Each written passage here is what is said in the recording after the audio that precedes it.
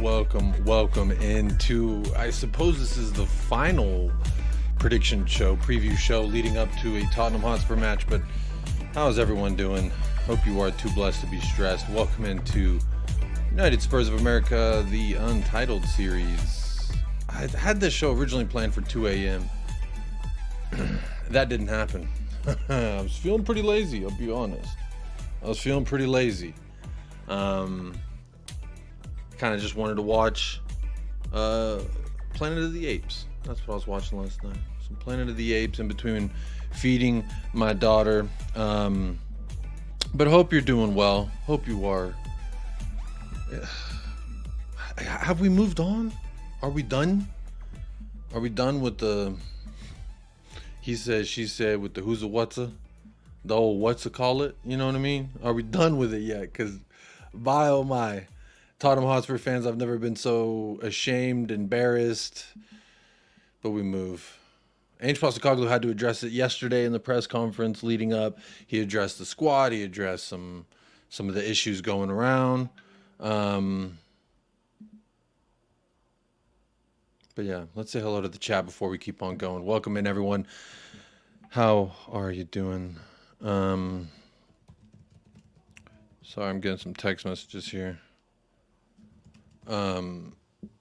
Big up to Taka. Hello. First place prize goes to you. I don't know why I have this bookmark already showing you my bookmarks. I don't know why I did that. Why did I do that? Give you a bookmark that's already showing my bookmarks. That ruins the whole surprise. Because if you know exactly what I'm talking about, then why would you stay? Maybe for the vibes. Look, I've also got here. Oh, I'm not even sharing it anymore. Ange's embargoed section of the press conference. There's parts of it that I do want to react to, so we'll listen to some, we'll skip through some, but above all, we're going to try and see how we feel about it, because honestly, he said a lot. He addressed a lot, and I felt like he was very candid, and I think Ange Postecoglou has been the victim of his own doing in a sense of he's too honest, too candid, and too straightforward. And sometimes people can... That sets a certain expectation of a character, of a person, of like what you want them to do. And then people, if you don't live up to that, then people have negative opinions about you. Look, I think people got rubbed the wrong way by what he said, but then it came out that it was, my hair's all kind of fucked up today. But then it was shown that there's people in the club that were also giving him these certain pressures. So look, we'll talk about it. We'll get into it, but let's say hello to the chat. Also got bookmarks of random shit like clips from it. Also some links. Marmanouche. This is the first thing I saw like right before I started. Omar Marmouche from Eintracht Frankfurt. I can't say I've really watched Eintracht Frankfurt this year. I'll be real honest, but yeah, we'll talk about those things. Let's say hello to the chat. Big up Tom Martin, member for 6 months. Says Jacob has not been on a live in ages. Congrats on the baby. Oh, Jacob, not been in... I see the commas now. Punctuation is critical when reading textualized languages, I suppose, because I saw this as you thinking I haven't been live in ages. I've been live just random crazy hours, and not the most consistent with those random crazy hours either. But big up Tom Martin, big up to you. Glad to have you back. Member for 6 months. Wow, long time, my friend. Thank you so much. OTC says, let's move on from Tuesday. We play in less than 24 hours. Yes, we do.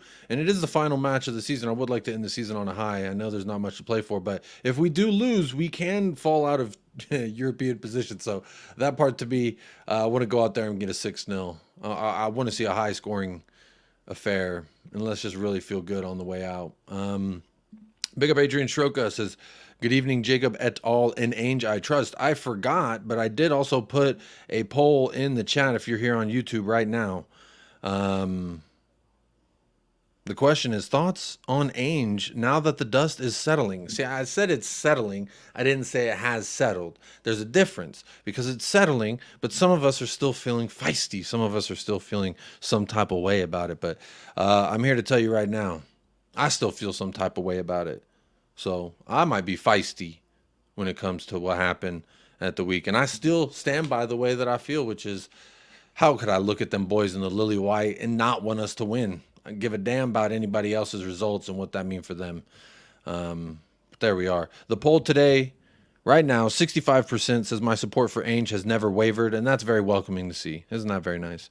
15% says I was mad, but now I understand better. And look at that little moment of clarity for those of you. Again, I was alluding to the press conference after the match where he said basically that there was people, you know, in and around the club that were doing the same thing as the fans, basically saying that we should play the youth.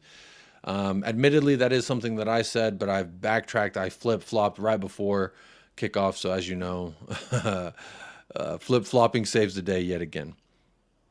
13% says, I still think he's off of it. Ange out. So we've got 13% of 47 votes right now that still think Ange should go. That's crazy to me. But hey, you're allowed your opinion. Just like you're allowed to feel however you want to feel. Like, I'm not going to be too upset at you if you're like, oh, I wanted us to lose. I understand. I wanted us to lose at 1.2. I got caught up in the rigmarole. The current of banter was flowing, and it did grab me by the gullet. There we are. Big Up OTC says, mad how Chelsea could finish above us. That's why we got to win. A wah from a Destiny. A wah. Arsenal, oh yeah! I'm not going to play that whole clip because it's kind of long, but Arsenal, oh yeah. I don't know why when I saw this wah, that's what I thought of. Ryman Sons says, I do honestly think Ange is out of his depth. For all purported experience he has, he's very naive, predictable, and one-dimensional. I would disagree. Predictable, maybe. But if your game plan's so good, like Man City, we all know what they're going to try and do, and they're just able to do it because they're so damn good at it. And I like that. I mean, if we're trying to aspire to be the best team in the league, you have to emulate yourself in some manner, which is, I like the fact that we want to go and impose our will and not just say, oh, well, we're so malleable.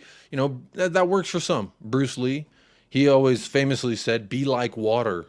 Whatever the vessel you are put in, you should adapt to it and take its form.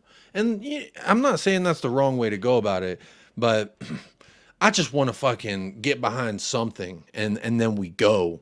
And I'm tired of this, like, oh, we got Jose who likes to sit back and absorb the pressure and counter. And then you got Nuno, who's a goalkeeping coach, who's just kind of like, yeah, man, it's all good. The most laissez-faire type of management. I guess this was the closest thing to kind of the fun and the joys that we had there during the Pochettino era. Sorry, I'm refreshing my YouTube page because it says it's still unlisted. And when it's unlisted and I can't find it, but I mean, y'all are here, so I'm assuming it's listed. I'm assuming. But big up Ryman's son. Destiny says, in Ange we trust. Big up Destiny. Good to see you on the side of holding out. Let's hold out. Let's still. Ange doubt, says Ryman's son. Big up Jacob in chat. Big up Ryman's son. Hey, again, you're allowed to feel however you want to feel. Big up Ryman. Good to see you in the house. Ange will be a success if he's backed by the board. Look, this is OTC saying it, and OTC usually don't really like the club too much sometimes. OTC is rooted for us to lose a lot. But even if OTC can see it, then clearly there's something brewing in the waters. Timmy says, F off to the 23% voting for Ange out. The utter state of you. The udder. When you say udder, you make me think of a cow, and I'm thinking about some sweet milk. George, like and subscribe, guys, and as always, no smiling. No smiling. I don't know. I mean, I kind of want to talk about it because it's just like whatever. But like, I don't know if y'all saw it today. A lot of you Tottenham fans probably did. Or not today, but this week. A debate occurred between Spurs fans. I put debate with these fucking fingers because it wasn't really a debate in my opinion. And it was quite funny. My favorite part was no smiling and no laughing, and you don't move because it's upsetting the other guests. Like, that shit had me laughing my ass off. If you don't know what I'm talking about, it's all good. If you know, you know. But no laughing, no smiling, don't move. Like, bro. That was the funniest shit I've seen in a long time. Big up. Sorry that I was late. Yeah, apologies, boys. I was late. I said I had this bottle right here. I was ready to feed my daughter, and then my wife comes strolling in, and she's like, "Fuck that! I do what I want." And then she's feeding the baby now. So there we are. If she wakes up, though, I do have the bottle ready for her. Big up to Peter Cahigas. Peter Cahigias. Cahigis. Peter Cahagis, yes. Peter Cahagias. Hi all, hello. Hello, I've fucked up your name, and I apologize. I really didn't want to do it like that, but Peter Cahigias.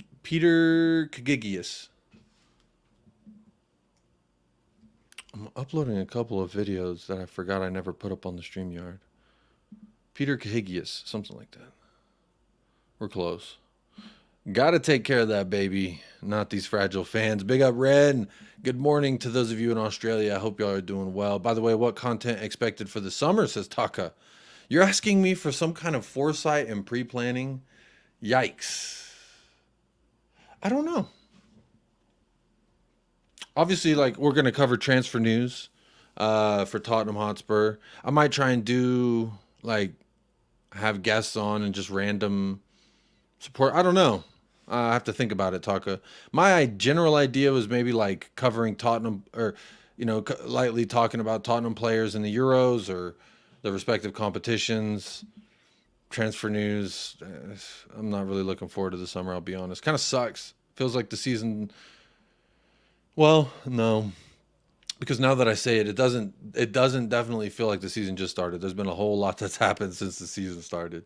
But big up Taka, big up Martin says, there you are, Mr. Martin. Good to see you. Ren says, I went to the Opera House a few weeks back and all I could think of was the artwork for these streams. It's pretty sad of me when you think about it. Ren, you live in Australia and the artwork for the channel, which is done by me. I don't hire some fucking guy to make me shit. But I did update, if y'all noticed, the header. I tried to make it a little bit more snazzy than just a white background. Try to make it a little bit more, you know, come on you Spurs. But big up Ren. I do always keep that Opera House. I don't know. I know that when I did the Opera House thing, everyone was like, I mean, it's funny because he's from like the opposite side of Australia than the Opera House. And I understand that. But for my simple American brain, it's a lot easier to just Australia, kangaroos, Opera House, deadly animals, desert. And that's not a knife. So that was a really, that's not a knife. That's better. Not good, but it was better. Greatness is never lazy, says Jadank. Big up Jadank, says you deserve the rest and love. Big up Jadank. Jacob, hope you're doing well, my friend. My brother from another mother. How you doing? Fazradfar 31 Spurs. Big up Jacob. How's your daughter? Congratulations again. She is good. She's sleeping. Look at that face. Oh my goodness. She's such a beautiful little girl. We ain't done, mate. We are not done, mate. You already know. If people are still upset, it says more about them than the situation. Yeah, you're right. I mean, I'm still a little bit like upset that it happened, but I feel you, Ren. Big up Katie Kim. Hello from Korea. Hello from Texas in the United States of America. Hello. All the way from Korea. What time is it out there for you? I know one person in Korea. Her name's Goguma. I haven't seen her around the chat in fucking year, at least. But there it is. People said he apologized, but he didn't. He doubled down. No, he didn't apologize. Of course. Why would he apologize? He wasn't wrong. Ange was right. So why would he apologize? Jadang, much love to Korea. Yes, sir. Evening, Jacob and Chad. Hopefully everyone's getting well, getting any sleep. Jacob Kwani Spurs. We got Paul Brown. I do. Thankfully, my wife and I, we try to split it up as evenly as we can. Try and get her as much sleep as she can. Try and get me as much sleep as I can. I woke up about 2 hours before I scheduled this stream. Well, about an hour and a half before I scheduled the stream. So it's still this is technically the morning for me. I have my coffee right here and it's still fucking, there it is. It's very full. So I'm trying not to move it too much, but it is very full and it's very fucking hot. Big up to LFC Aaron. That's a new photo. That's not your usual photo, Aaron, but good to see you in the house. Big up to you. Ow, fucking hell. Jay Ashraf says, Jacob, he called the fans out after the City game. Why? Where was that passion and performance from him and the team in the previous 5 games? Jay Ashraf, did you see the Chelsea game? Do I have the photo? Hang on. I don't think I have the photo. Let me play this for you while I find the photo. I love Sonya.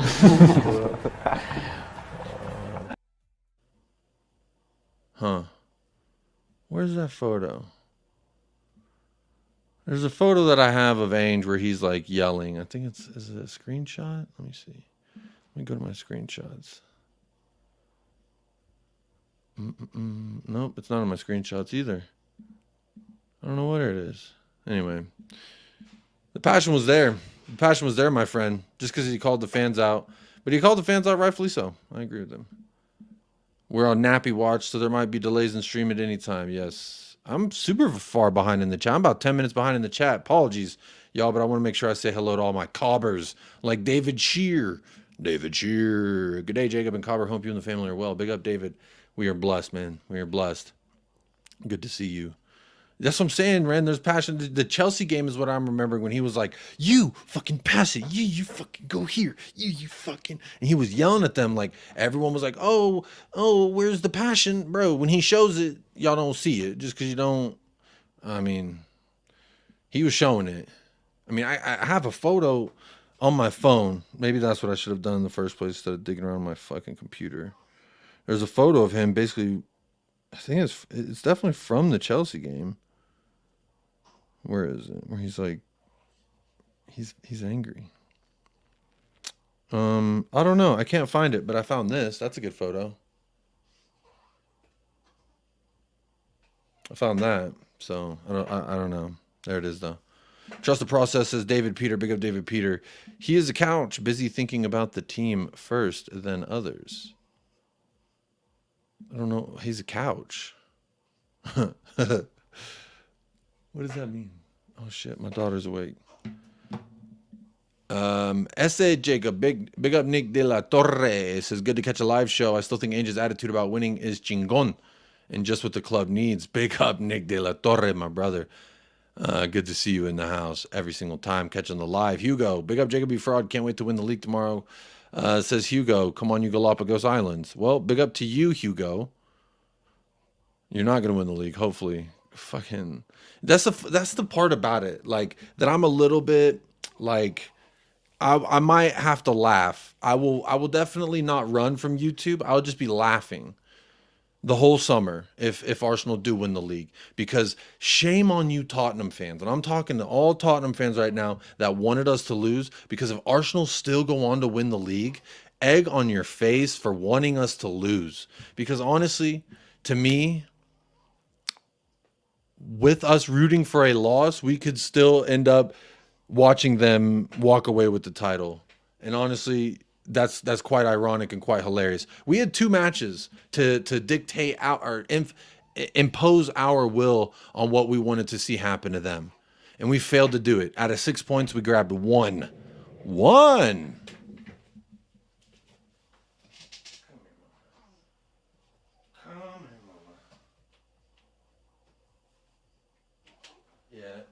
Well, if you're gonna be awake, we gotta do the show together now. All right. Hi. Yes, you're in the driver's seat. You are in the driver's seat. Let's make sure the mic working. There we go. 1 point out of 6 when we had our chance to do something. Yep, it's the baby. The baby's here. Now I'm gonna be one-handed. And quite possibly zero-handed. Don't look at me like that. She looking at me crazy. Big up Katie said, Coach, not the couch. Big up Katie. Hi Jacob, Rakdos Madness. Good to see you. Saw you got added to the Irish Hotspur chat. Big up. Here's some balloons. I don't know why I'm giving you balloons for. Yeah, she's awake. She want to party. She woke up. That's why I got that bottle right here. She'll be all right. All right, I won't give it to her unless you get upset. Big up Rakdos, family doing well. Rip Bruce Lee, R.I.P. every single time. The Diddler, he said from the start of the season it's about embedding a philosophy to see who will sink or swim irrespective of results, but people think he's naive and one-dimensional. Thank you, The Diddler. Can you put this in the Louvre, my friend?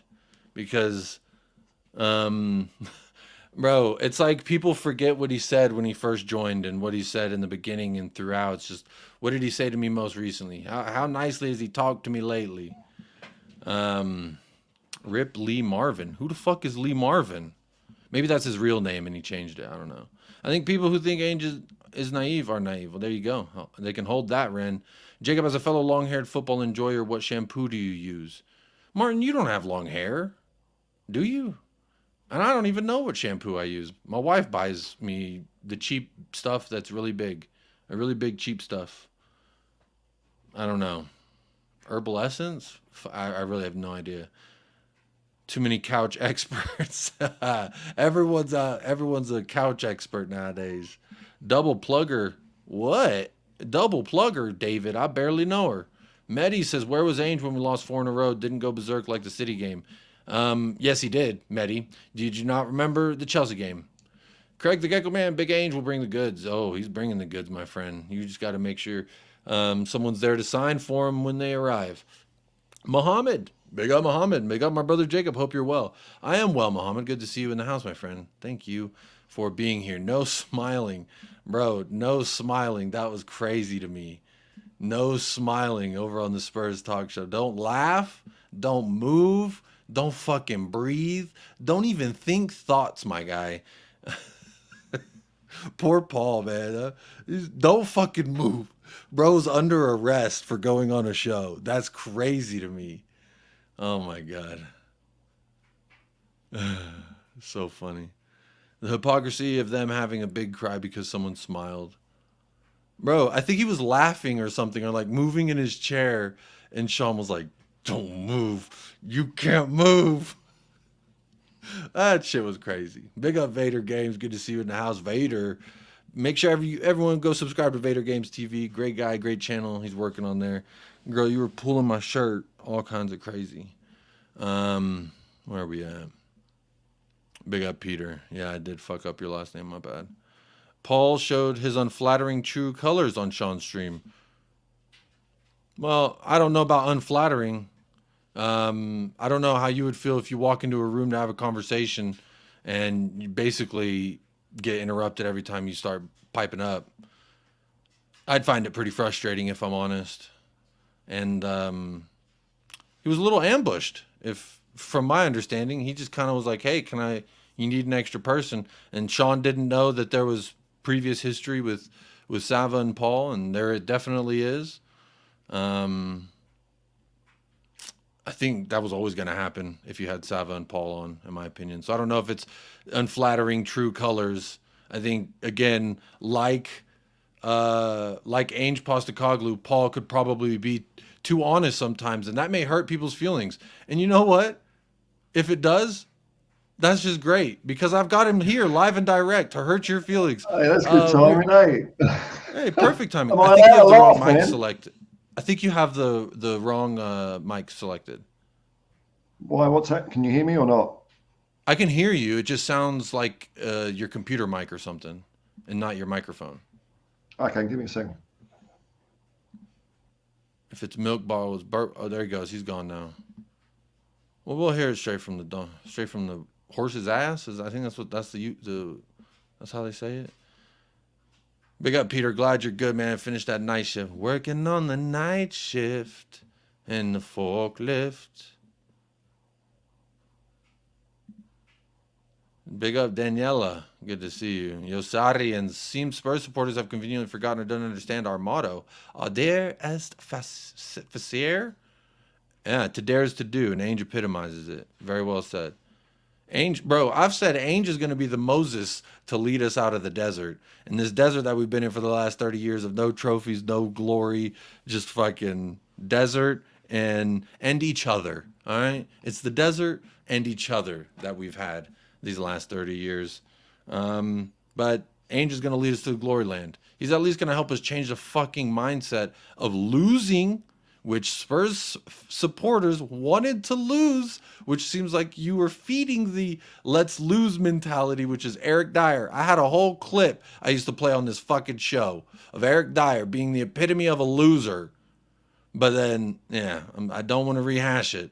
Yes, why would Ange apologize? What the fuck does he have to be sorry about? Hey, Paul. Is that better? Hello? Yeah. Yeah, I think it was just you had a lag for a second, but that's a lot better. Hey, Paul. Now, I'm good. I just want to know the rules here. Can I laugh? Am I allowed to- You're actually not supposed to talk. Shut up, Paul. No talking. You're just supposed to sit there. I'm going to talk to you. And then when you're about to respond, you get 10 words max. And then I get to interrupt you. That's the way I like it, man. How you doing? I'm good. That's why I just sat there with my eyes closed. I just thought, is this good enough for you, for fuck's sake? You know, I saw the chat was like, Paul's taking a nap. Paul's meditating. Paul's taking a little snooze. Going to hibernation, man. No, I'm actually really good, man. I've just sort of been reflecting a bit on the season, you know, and what's your reflection saying? I'm feeling pretty good about it, man. You know, my overall impression, I think, is short-term pain for long-term gain. So you know, they have things all over the walls of gyms, and it says pain is weakness leaving the body. So if this fucking painful week is weakness leaving the body, I was just trying to think of something catchy, you know, no pain, no gain type. Yeah, shit. you know, so I think I think Ange has learned a lot about the players this season. He's put them. He's stress tested them, so he's got an idea of who can do what he wants and who can do it consistently. And yeah, look, I think that has obviously cost us some points during the season. But, you know, in previous seasons where we haven't quite done that, where it's been far more short term, it's right, you know, just this game, just this game, just this game. Okay, you might finish in fourth in Champions League, but what have you learned? And then next season you can't sustain it and it drops away dramatically. So I'm really quite happy if I think back over the whole. That almost sounds like Tottenham. Yeah. You know, get Champions League and drop off next season. What? Yeah, because we haven't learned anything. We don't drop. We haven't been in the past. We haven't dropped players when they're out of form because they're the best we've got. So we always play them. We've been doing that this year. So I look back and overall, I'm really happy with it. You know, 60 could be ending up with 63 points. We lost Harry Kane, scored more goals. Overall, you know, some of the performances have been great, some have been crap, but I think there's been a point to it. Yeah, I think there's a little lag on your end. Like your audio and video aren't matched up, or maybe it's me and I'm tripping. I don't know. I have a baby in my hand, so you know, reality is distorted. But when you walked in to the show, I was talking about Spurs Talk Show, Sean Spurs Talk Show, and I revisited a live stream I was on his channel about 9 months ago, and it was me, Sean, Nick, and another guy named James, and we were predicting the way that the season was going to go. Now, my first blunder was I had higher expectations for Man United. I had them coming in second because I thought they just won a trophy. They just got top four. If Ten Hag can continue to implement his style of play, and then what did Ten Hag do in the summer? He said, I'm going to be adaptable, and I'm going to do what I think United want me to do instead of what they brought me here to do. And it's a clear, shining example from what United did, which was take a manager who was highly successful at playing a certain way in his league and then say, we want that. And then he came and he said, oh, the fans want me to be fucking adaptable and not naive. Let me adjust the way that I play. I'm not playing the Eric Ten Hag way. I'm not playing the Ajax way. I'm playing the Manchester United way. And if Ange Postecoglou walked in and said, I'm not playing my style, I'm playing what his interpretation of Tottenham Hotspur is, then we'll be seeing something completely different. And this is just an example for me of people wanting something, they get that, then they're like, yeah, I wanted another flavor, Daddy. I thought pistachio ice cream was going to be a good ice cream. Wah, wah. And it's at some point, you got to eat the fucking ice cream that you scooped onto the cone. Yeah, he also said he didn't have the players to play the way he wanted as well. So he's having to adapt his style of play to suit the players. That's exactly what we've been doing at Tottenham, you know, but we didn't do it this year. Yeah. Well, speaking of things we did this year, Bobby K hit us with a super chat. Says, big up, Jacob. Good to see you back, buddy. Big up everyone in the chat. Hope little Jacob, Bonita, Mamacita, and baby are all well. Oh, look at that. Look at that. Some Lion King right there. Oh, she's frowning. Oh, I didn't mean it. I'm sorry. She said I'm trying to sleep. But there you go, Bobby K. For a Canadian $5, I just did a little Lion King with my daughter. Isn't that very nice? But big up. Good to see you in the house. Sorry, I am skipping some of the chat here because, as you know, when I get a guest, things get a little bit... I'm able to pay attention less. But I see you all. Hello, everyone. Yes, I am in dad mode. We out here. Hello, my wife. Oh, you need me to unplug it? Oh, shit. I got you. My wife in here naked, y'all. My wife is in here naked. Oh, look, she's looking at the camera. She's not a professional. All right. There we go. Big up, real. Yes. All right. Let's get on with the show. Enough of my life going on.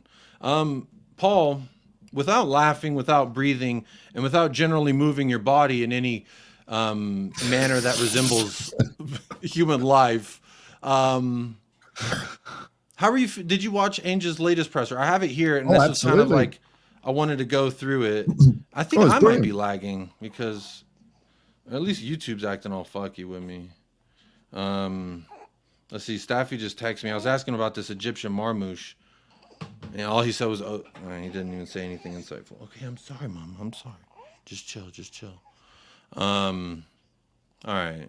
Here we go. Let me get the chat caught up. Where am I at in the chat? Big up, everybody. Big up, Jose. I see you. Big up, Jeff. Big up, DIT. Was that Jerry?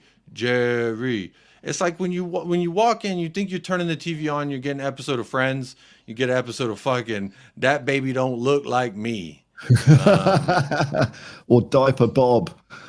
It was fun. You know, there was one guy, there was a guy on Jerry Springer, man, like, oh God, I almost puked. He had a thing for Spam.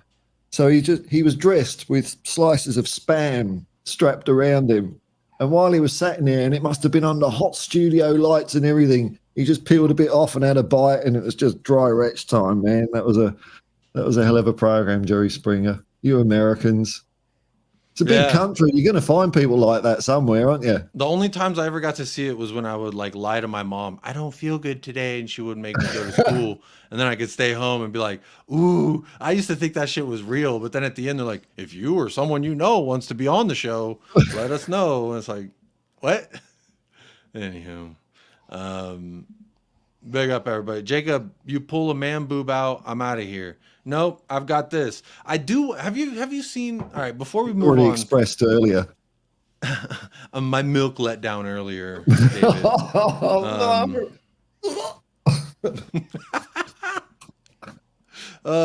He needs some milk. It gives a new meaning to that clip. He needs some milk. He needs some milk. You know, it's I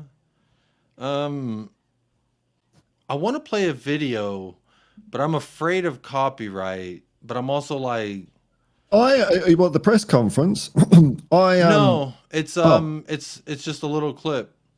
You know what? I'm gonna do it, and I'm sorry, YouTube, if this is frowned upon. We're going to review it. It's fair use. We're reviewing it. No, not the press conference. I'm about to play a clip. Yeah, we're going to review the clip. We're reviewing the clip. Yeah. And this clip epitomizes newsworthy. How I feel about Ange going into the next season. Okay, well, we're using...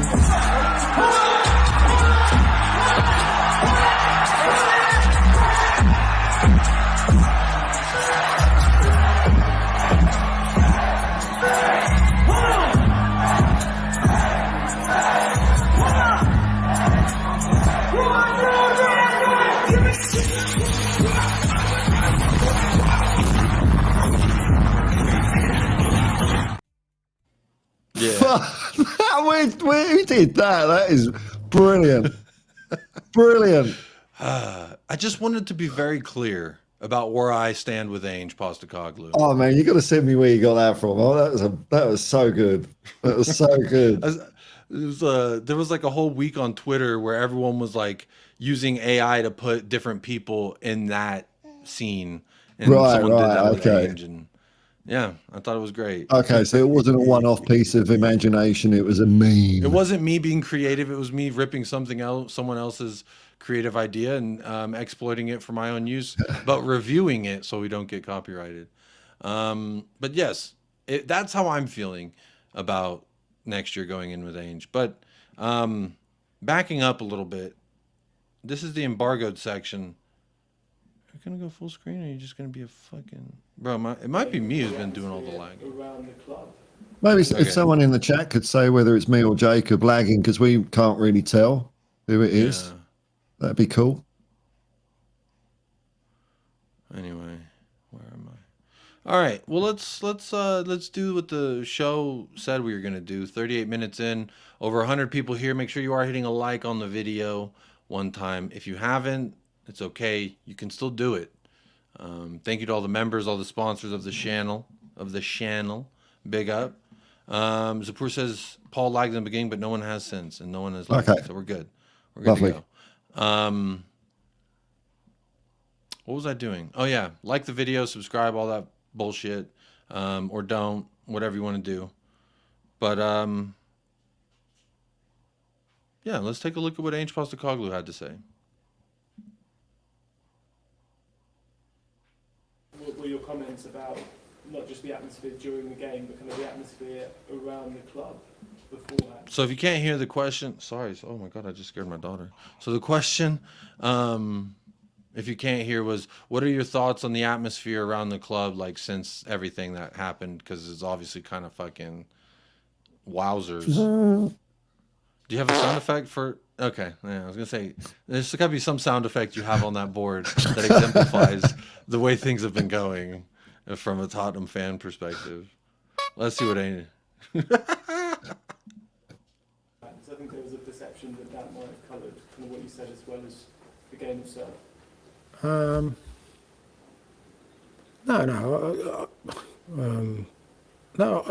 Like I said, for me, it's. I just think when you're trying to achieve at this level, whatever it is you're trying to achieve, you have to be totally focused on that objective. You can't get distracted, like by anything, like whether it's this time it was sort of the whatever the issue was, but next. This time it was sort of, and then he rephrased whatever the issue was. My guy, we all know what the issue was. We know what it was, but he didn't want to say it. I think you could tell he's genuinely like, what the fuck? But let's continue. Next time there'll be another issue. Like there'll always be something that will try and drag you away, and that's why I keep going. The discipline is to say, well, no, actually, what the most important thing is that we prepare ourselves for victory, and everyone's aligned in that. And when everyone's aligned in that, you've got a better chance of success. But if So what I gathered there, Paul, is if everyone around the club, if fans, staff, coaches, players want to win, that's what the objective is here, right? It's helpful. So you're saying if we choose to not want to win, that could be somehow detrimental. It would maybe, yeah. It's a bit of sand in the Vaseline, isn't it? A little bit of something in the somewhere, I'll tell you that. if you're not, if people are sort of, geez, we've got to deal with this, we've got to deal with that, and oh, what about this? And then I just don't think you can be truly successful at this level with the margins that you need to be if you get distracted. So did you feel people inside the club weren't aligned and were distracted then? Was that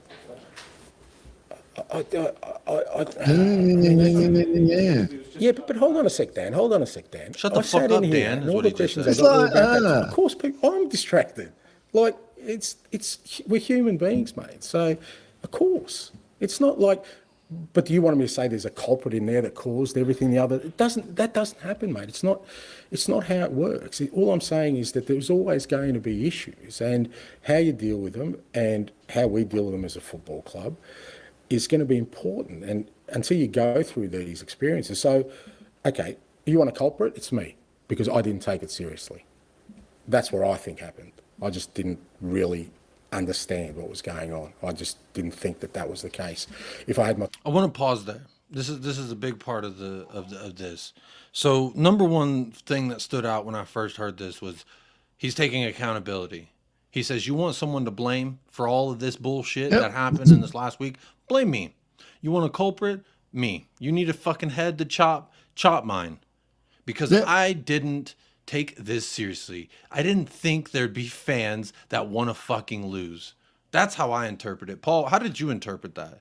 Yeah, that's right. And like, it's funny that, you know, because before the game, he was being more flippant about the whole thing. To me, it was kind of clear that like he didn't really think that would happen, because I didn't think it would happen. And when I was using that to explain it to people, I was just getting a lot of people shaking their heads, and I'm thinking, well, why do you think he was acting like that then? I don't know, but you know, he's putting his hands up and he's saying, look, I didn't realize that would happen. I didn't think it was serious. So sorry, mate. I'd approach it differently, but I'm not going to change. I love that he didn't apologize and all that. He just said, I misread. You're a bunch of fucking wet wipes. I'm sorry. Yeah. I didn't estimate the level of pussy we were. I thought we were less pussy. Turns out we were more pussy. And my bad. If I knew how much of a bitch we were as a fan, I probably would have done things differently. But sorry, I'm just not a bitch. That's how I interpreted that. Big up Fifth Elemento grabbing that membership. Big up. Welcome to the Lover's Lane, my friend. Thank you for, I saw you comment asking for the link to join. There's the link, and you joined. What a guy. Making the family just becoming a sponsor tonight of the show. And I like that.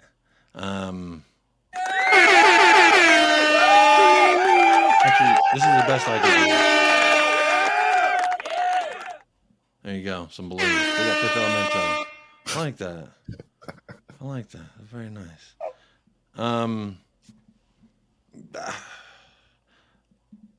Why like I've said this to you before, Paul, every time Ange speaks, he just like validates literally my ebb and flow as a human and as a fan. And it's crazy. He was like, I just don't understand. Like, he's one of us. That's why. Bro, that's what I'm saying. He's a regular dude. He's one of us, man. And like all these dudes on YouTube that like, oh, he'd be great if he only did yada, yada, yada, yada, yada. And the only reason we're not doing well is because of yada, yada, yada, yada, yada. I don't mean to be that guy. But again, if you know so fucking much, why aren't you coaching at any level? Why aren't you in League 2? Why aren't you in the fucking... the Norway League or some shit? I don't know. I'm not trying to demean the Norway League, but my example is like, if I felt so highly that everything I said tactically, positionally, player wise, like if I thought I was the shit, like if I really thought I was the shit, bro, I would be out there proving I'm the shit, not on my computer at my house telling people I'm the shit because listen to me. And it clearly, like, yes, we could all say, oh, he got this wrong, he got that wrong. He would say it too. Yeah. And that's the part that I'm like, I don't understand this notion that like, if Ange just did X, Y, Z, A, B, C, D, E, F, it's like, bro, why aren't you doing that? You know? And I've got a Greek mate over here, and he's got a good expression. He says Ange is from the neighborhood. Not meaning that he's Greek, but he's one of us. Normal guy. He's not one of they them. said that in the beginning, and then they used that to lambast him. So, yeah, Ren. And when I mean coach, I meant like coach young adults, not children. I'll coach the kids. Because my dad, I have photos when I played in little kid league, and my dad was a coach. My dad didn't know shit about soccer. All right? And this motherfucker, the only reason he was an assistant coach was because he would yell a lot, and he'd be like, "Come on, boys!" Like, they're like, "You want to be a coach? You yell." But, you know, like, it's one of those things that when people tell, coaching expertise, I would never set my children up like that. I've got a coaching badge. It's like, dude, there's loads of motherfuckers out there that have got driving licenses that drive like twats, you know? Yeah. And there's plenty of pundits on Sky that talk absolute bollocks. Arse. But they are paid weekly Oh. by Sky to just spew vomit. And like, again, YouTube, there's nothing stopping anyone from going on YouTube. So I encourage those of you out there, those of you out there who are like, I know everything. If you only they listen to me because I'm always right, start a YouTube channel. Call it the I'm Always Right FC. And everyone will tune in and we'll all get smarter by sucking off the teat of your prowess. That's what I would suggest because like YouTube, so long as you don't get your cock out, you're all right. You can do whatever you want. Some people have trouble. Some people have trouble with even that part. But here we are. I just don't like. I don't know. It's just weird to me. Like I've always been when I was a player, it was always taught to like respect the manager, and without the manager, like you're not gonna go how the team's trying to go without the manager dictating it or allowing it. And there's been plenty of times I disagree with my coaches and managers throughout the years. Like, you fucking asshole, I should be the backup quarterback instead of the fat boy on the line. But guess what? I was the fat boy on the line because that's what the coach said. And and I don't know. I just like, I feel like there is a degree, like I've criticized Ange throughout the season for different aspects and I've questioned different reasons. Like he started Eric Dyer at Wolves Away. I knew we were going to lose when he started Eric Dyer at Wolves Away. But Wolves Away, what he was trying to do was be adaptable, change people into different positions to utilize the players that he did have at his disposal, and it blew up in his face. So then he reverts back to type and everyone's like, he's not malleable, he's naive, he doesn't adjust, he's this, he's that. And it's just like, micromanaging is still managing regardless of like people. It's weird to me, Paul, and this goes back to something I said maybe 30 minutes ago. People want what they don't got until they got it, then they don't want it. Because we've all made fun of Arteta and Klopp for his antics on the sidelines, but then when Ange stands there not moving, they're like, how dare he not show any of him, he doesn't care. It's like, you can't have it both ways. In my opinion, everyone's different. Just like the people who, you know, a player comes off the pitch and they're kicking and smashing shit. Yeah, I've got like, a question for you. If you don't want that, don't ask for them to be fucking passionate, because that is passion seeping out the edges. That is a competitive nature coming out of the seams. I like to say busting out the seams. And to me, I like that. I like seeing a player come off the pitch fucking pissed. You should be pissed because we're not winning and you didn't fucking score or dictate anything. So you should be pissed, because if you were doing so fucking good, you wouldn't have been subbed. So it's egg on your face as a player when you get subbed early. And I like that little bit of fucking pissed off thing that Bentancur did. But then they all said, oh, what did Ange do to Bentancur? Oh, he ruined Bentancur. Oh, he's making Benny question himself and this and that. Bro, Benny was ass. He got the fuck off the pitch. But then whenever he doesn't do that, they're like, why did he wait so long to get old buddy off the pitch when he was ass? It's just this... It's this constant, I want that. And then you get it and you're like, I don't like the flavor of orange. I thought it was going to taste more like cherry. All right, here's a cherry. Actually, I don't like cherry. I want fucking pistachio. Bitch, just settle on what you want or just appreciate whatever you get. And to me, and this is all in regards to the manager and how the manager acts. Like, we got body language experts saying he doesn't care because of his pitch side mannerisms. We got body language and language experts breaking down what he says and why he says it and how he says it. But again, for me, I tend to, YouTubers got pissed off at me when I said this, and I mean it. But I go on shows with people from 6 other clubs and we're all yelling at each other back and forth. And they say, oh, well, Ange did this and Ange did that and Ange said this and Ange said that. And I'm like, yeah, he did, but like, this is what he means, and this is what he's doing, and this is what he's showing by that. They say, well, he's wrong for doing that. And I say, yeah, well, you're some dude on YouTube in your fucking house, huh? He's a manager who's been managing for 30 plus years at an international level in various leagues, and now at the best league in the world. Who am I going to believe? It's like 2 people tell me what's wrong with my car. One's a mechanic who's been a mechanic, who went to mechanic school and has been doing mechanic shit for 30 years. And the other guy is a guy who has a car. I got a car and I put gas in it and it goes. and I turn the wheel and it turns. Oh, God, I was going to say this is a question, but I'll just say what I think myself. So you mentioned an example there, which I think is a good one, because I didn't think of this morning when I was doing a video, and it was playing Eric Dyer against Wolves. It's okay. That cost us 3 points, but there's no Eric Dyer at the club anymore, and we've got a Radu Dragoshin. And maybe it's possible that if he didn't do that, we still have Eric Dyer sitting around warming the putting the cones out or something. So that's what I've enjoyed about this. You know, players have been tested. They've been forced to play a certain way, and if they can't cut it, that's we can all see it. And yeah, sometimes you lose points, but I think it's much better for the long term. One guy's a surgeon. One guy plays operate. Well, you know the game with operate where it's the plastic thing. You got like pull the bones out and it beeps if you touch the ends. I'm pretty good at operate. Don't mean exactly. I think that's the exact noise. But I'll tell you who I'm not fucking calling. It's funny to me. It's funny to me. I love me some Ange Postecoglou. I love me some David Shear. Good show, guys. Big up. Appreciate the super chat. Like with all these, with all the YouTube experts, they don't all agree with each other anyway. You know, so who's the right one? You know, they'll disagree with Ange for different reasons, but they'll disagree with each other. So I'm clueless. Like, you know, which one do I go for? Do I go for Ange or do I go for one of these several people? But I don't know which one. You know, it's just interesting because everything that I've heard people say about our players, and I say people, not just YouTubers, but people in YouTube chats, people on Twitter, when people say this, that about our team, and then we do those things that they mentioned, like, well, yeah, but they didn't do it right.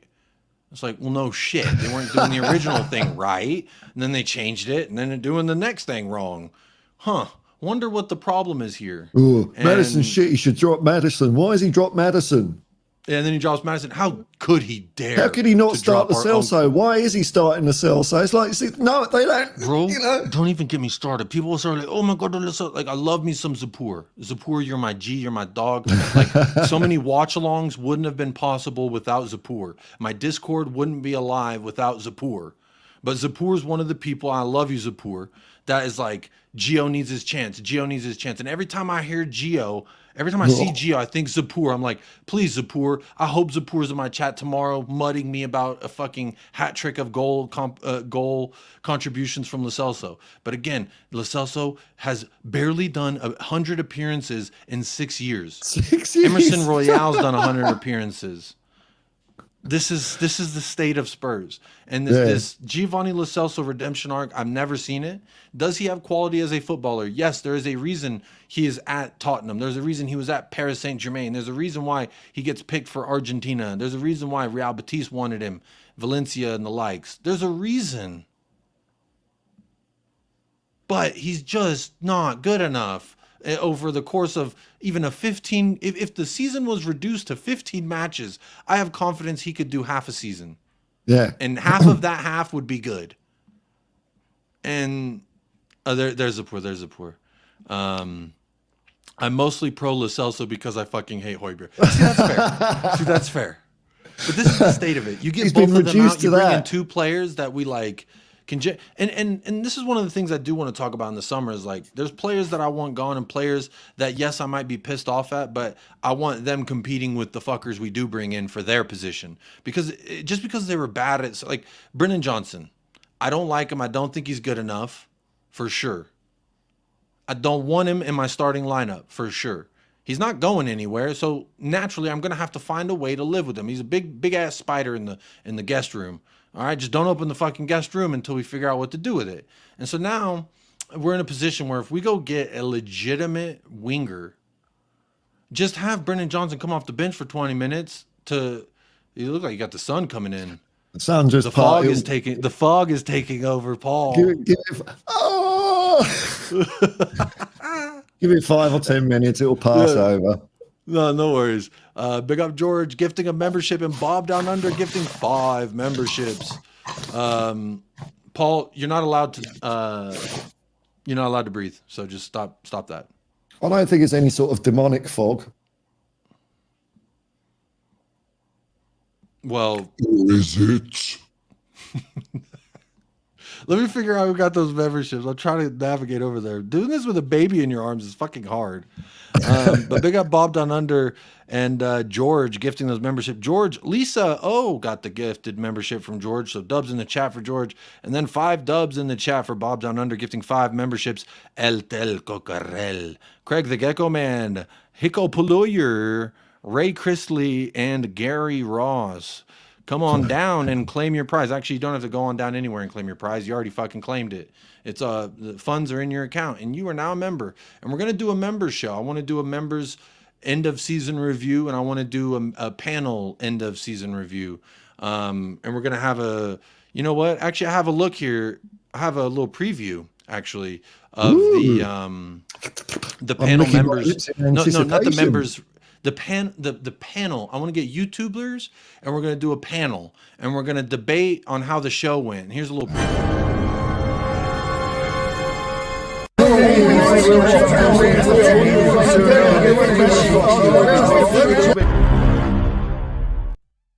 So that's going to be coming this summer. That looks like a the end of totally season new review. concept, man. I've never seen any entirely YouTube new. channel like that. It's entirely new. It's never been used before, and anyone who ever uses that clip, I'm going to hit them for copyright infringement. As Paul disappears into the cloud of, I think it's like you're in a fucking airplane or something, and the fog is setting in. You can't see out the window. Rip Paul, bro. Paul's done. I'm done. No. Shout out to the fog, John Carpenter. John Carpenter's one hell of a guy. Yeah, he's the dude, man. He's always looked about the same age for the last 70 years as well. You know, there's a bit in the movie Halloween. Yeah, which one? Yeah, I mean, there's fucking the first one, the proper one. the there's very a first bit one. where- Young Jamie Lee Curtis. Oh, Yeah. there's boobies in the opening sequence. There's a bit where she's walking down the street, and and if you look very carefully, you can see a little wisp of smoke come in from the side because apparently John Carpenter was sitting to the side out of shot having a cigarette. Oh, really? Yeah.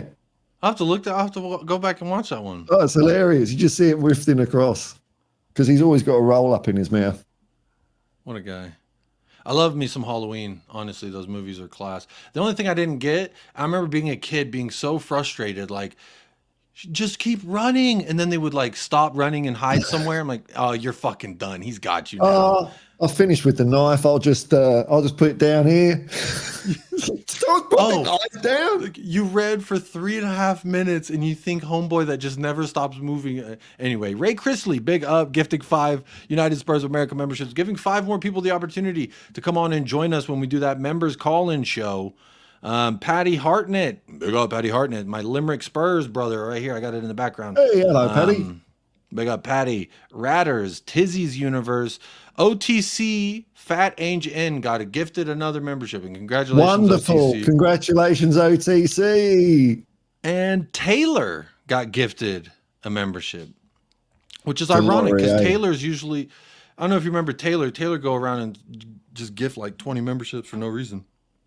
But big up Ray Chrisley for that donation, my friend. Thank you so much. Look, the chat is firing. It's moving crazy. So I see some of y'all, but I'm sure I've missed some of the chat.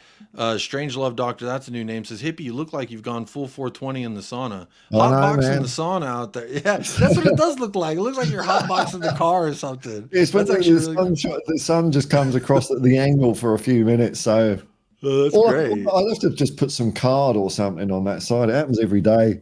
At this time, it'll pass. Jacob, do you wear prescription glasses? Yes, I do. But I have some, but I don't wear them because I do squint a lot. It's just if I wear them, then my head starts hurting. So I just got to be careful. Anywho, dubs in the chat for Ray Chrisley. You don't fancy getting some of that laser surgery in your eyeballs to not have to wear glasses? No, I don't want lasers in my balls. Lasers in my balls is like, no, thank you. No, thank you. Big up Dan with the Hotspur Hood. Good to see you in the house. Good to see you. Quincy B. Where's De Zerbi going? Maybe Bayern Munich, apparently. Maybe De Zerbi, Kane, and Dyer, a little love triangle. I don't see it going well because when De Zerbi's like, I want to win, I'll kill myself to win. Eric Dyer's like, yeah, you give me a pizza, I'll fucking roll over for you. So, and you guys never win anything, right? Could you imagine saying that to Ange? Fucking hell, man. No way. What do you think would have happened if that was Ange? It's like, hey, yeah, and you work for Tottenham. You guys never win anything, right? You think he'd be like, yeah, you're so right. Is it? Did I see right that Arne Slot's gone to Liverpool? Is that confirmed? Yeah, or it is confirmed. Is it? Not. I mean, not Liverpool confirmed because like I don't think they technically can. I don't think they can. But every Liverpool fan channel that I follow have all said it's official. Right. And he was even whenever they even hinted at it, Arne Slot was like, "Oh, here's my labia. I'm all for it."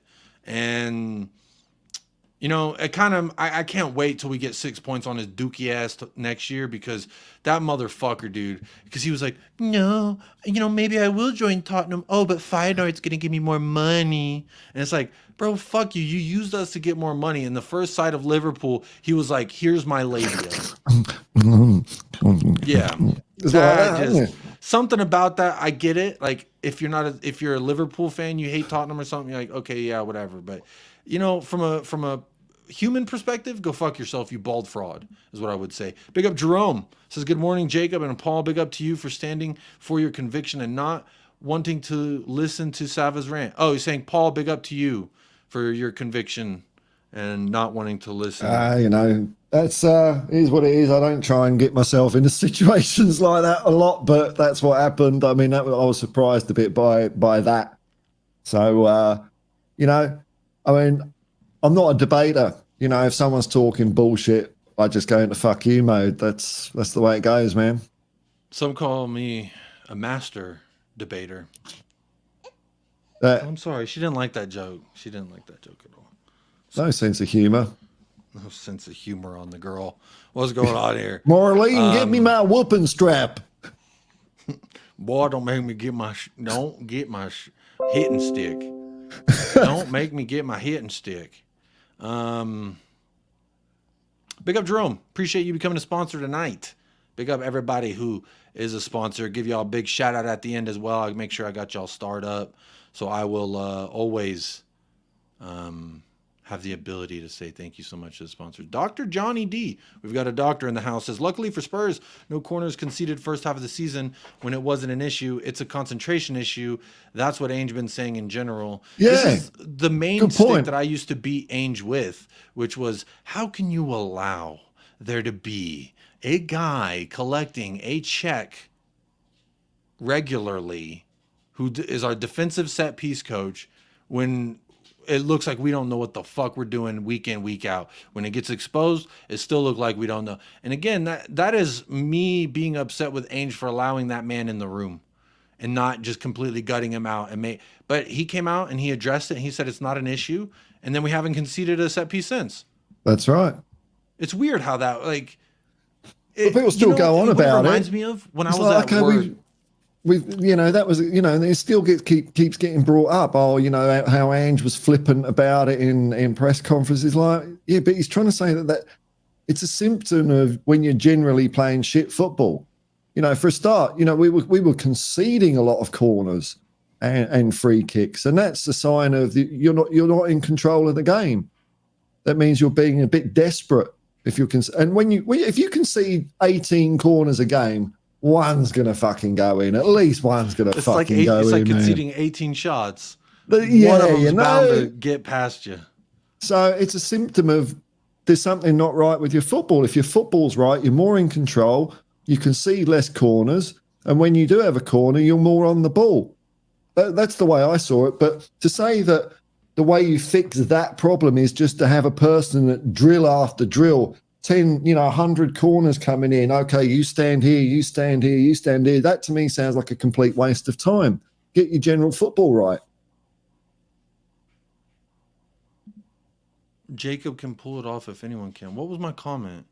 Because Bob Down Under said that comment was off, Jacob. Pull yourself in the line. I've emerged from the fog now. The sun has passed its. It's like Stonehenge. You mean you open? It means you opened the window and you let all the smoke out. That's what you did. Ah, right. Nah, I got my daughter coming over. It's her birthday today, so that's pretty cool. Oh, happy birthday, baby Paul. Yeah. Baby 23, girl, man. 23. Paulina, baby. Can I call her Paulina? Yeah. Paulina call her Beatty. whatever Big you up want. Happy birthday, Paulina Beatty. Hopefully I can do good like you did. And you raised her as a Spurs fan with no pressure, and she's still No, she's not a Spurs fan. My youngest daughter's a Spurs the fan. master debater. That's what or as I call my youngest daughter, my favourite daughter. She's the Spurs fan. The oldest one just not into football. But they're both cool. Both cool. You got all that to look forward to, man. It's awesome. Seeing how they unfold and, develop and turn into cool little people, Yeah, I hope so. So far she's pretty fucking cool. She just doesn't like all my jokes. She'll get there though. She'll get there. Everyone should know by now. You wait to the a loud opinion makes you neither right or wrong unless there's facts. This word's facts, Paul. Oh God, they're watching too much. They're watching Ben Shapiro, aren't they? That's what it comes down to. All these I was thinking Andrew Tate. Which one says facts? Andrew Tate. It maybe sounds more that Ben Shapiro would be the guy. It's like, actually, guys, when you look at the quantifying factors, bro talks at 1.5 speed. On YouTube, I know. If you watch a video, you can go change to 1.5 speed. Ben Shapiro speaks in 1.5, and he thinks that makes him smart. Just my facts don't care for your feelings. That's what it always is. I've heard it's just ridiculous because the fact, the analogy I draw is because they'll say a fact and they'll use one statistic to back it up, and that's like me saying I love doing that, Paul. Yeah. Whenever I'm making a point and people disagree, I say, "Well, this number says you're wrong, so fuck you." I understand why, because to me, I think it was Lil Wayne who taught me this in high school. Men lie, women lie, numbers never lie. And I thought about that for a long time, school teaches you one thing, Lil Wayne teaches you another. And I was like, if men lie, I'm men, I've lied. Women lie, I've known plenty of women who lie. Numbers don't. And then my math teacher's like, you got this fucking problem wrong because the numbers are wrong. Numbers aren't lying. So I do, but let me give you a statistic. I've never once watched football and been like, let me just disregard how this makes me feel. I watch football because it makes me feel stuff. Oh, absolutely. It's all about emotion for me. There's a range of emotions. Even when I don't watch Tottenham, when I watch two fucking bozos bashing heads, but it's a fun, entertaining affair. You don't know what's going to happen. That's the thing. My feelings are involved. So this whole absolutely, it's always there's no facts, point in not it. feelings. I'm like, it's entertainment, bro. Facts, you may as well be a feelings. website URL. Yeah. Ren's right, man. Ren's right. It's the ones that go on to say that. They've got the most fragile feelings on the planet, man. They're so passive aggressive, and you give a bit back, and they play such the victim card. And but here's a stat. My thing with stats, I feel like the thing with statistics, like people will have a go at people like, oh, well, use your eyes, not the numbers, or vice versa. And to me, it's like, bro, just use both. Use your eyes and use the numbers, because somewhere in the middle of both of that is where the truth is really going to be. Because I agree. But you know what, Jacob? You could above all, use your heart. Oh, that's nice. Oh, that's real. Use your heart. I love Sonya. Use your heart, all right? Football's all about family. No, it's not. No, I know. That's like that office culture. Can't wait to get pizza and wear jeans on Friday, family. Yeah. We're not your coworkers. We're your family. Fuck you. Leave me alone. And if you die, your job description will be written before your eulogy is. That's how much they give a fuck. Before they even castrate your body. There was a clip I was looking for, and I don't know why it's so hidden. You must have had a great view of that. Wow, unbelievable from the back. Yeah. Unbelievable from the back. I mean, it's But easy. let's get Like back- you could look at an easy statistics number of goals we've conceded this year. We've conceded a lot of goals. Does that mean our defense is shit? No, our defense is really good. But it would be easy to say that, wouldn't it? You can draw so many conclusions from a statistic. So you've got to be careful to draw a correct conclusion. That's hard. Yeah. Well, I want to go back to this Ange presser real quick, and I want to revisit his answer here because I feel like there's a lot of things being addressed here. When he said, "Now hang on, Dan, shut the fuck up, Dan, you media puppet fuck." Not Dan in the chat, but Yeah, Dan he said tried to be a smart ass there, didn't he? Who was it? Dan Eccleshare? And Ange said, "Oh, yeah, go fuck yourself." Basically, that's what he's saying. I mean, that's, yeah, but hold on a sec, Dan. Hold on Hold a on a sec. sec, Dan, you Oh, fuck. fucking cunt! Yeah, Dan. I mean, that's, yeah, but hold on a sec, Dan. Hold on a sec. You cheeky fuck, Dan. Just Hold on a shut second. the fuck Just- up, Dan. You know what what the this reminds fuck, me man? of? You know what this reminds pussy. me of?